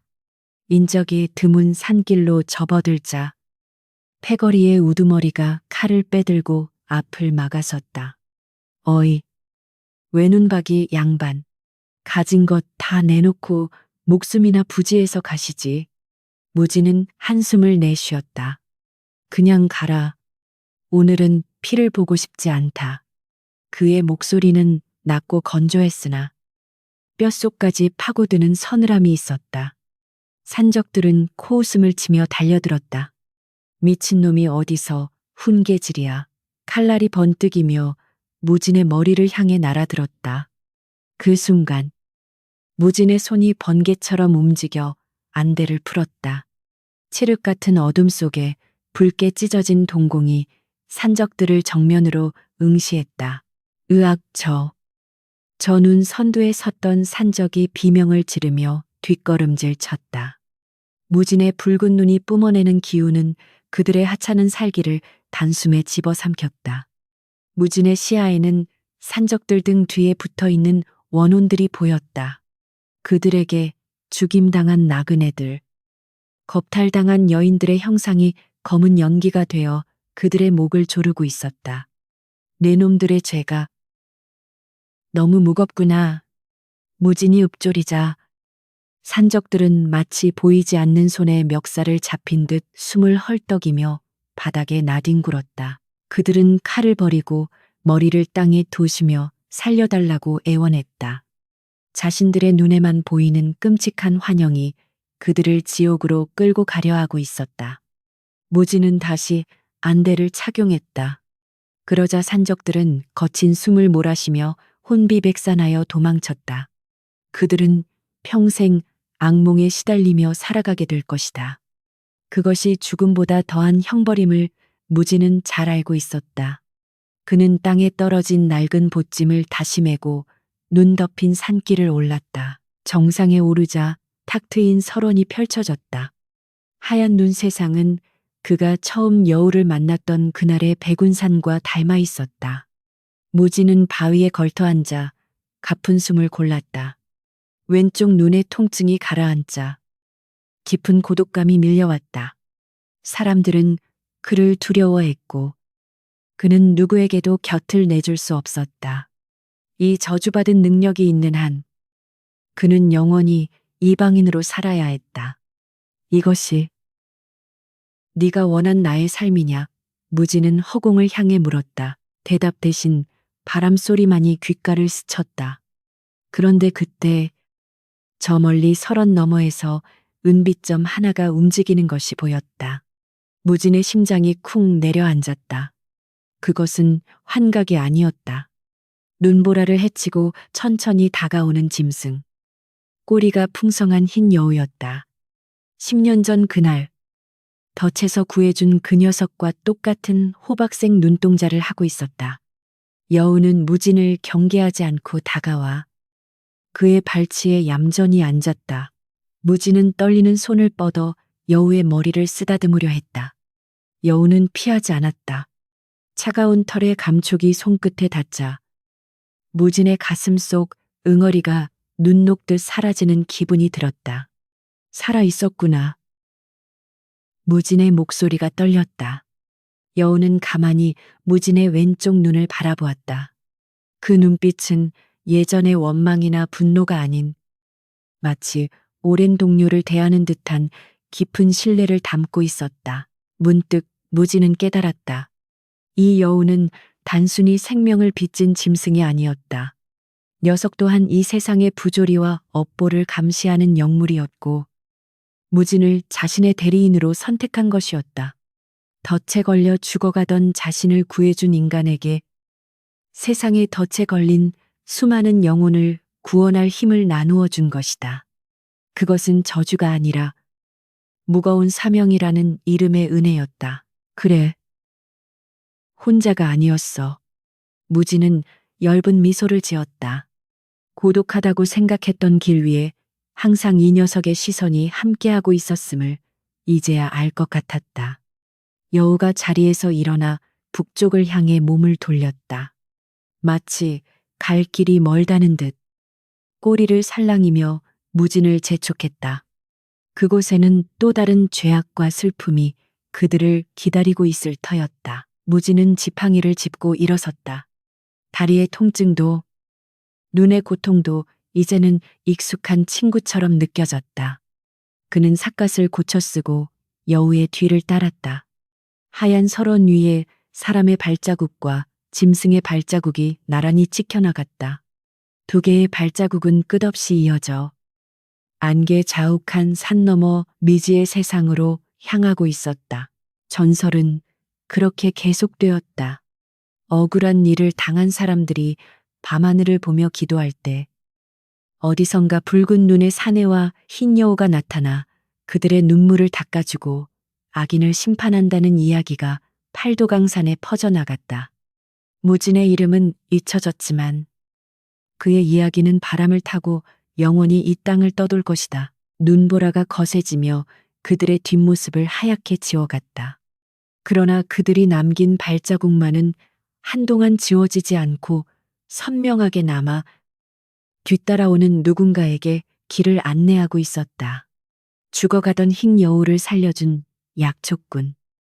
그가 받은 은혜는 바로 세상을 바로잡는 눈이 되어 지금도 어딘가에서 불타오르고 있었다.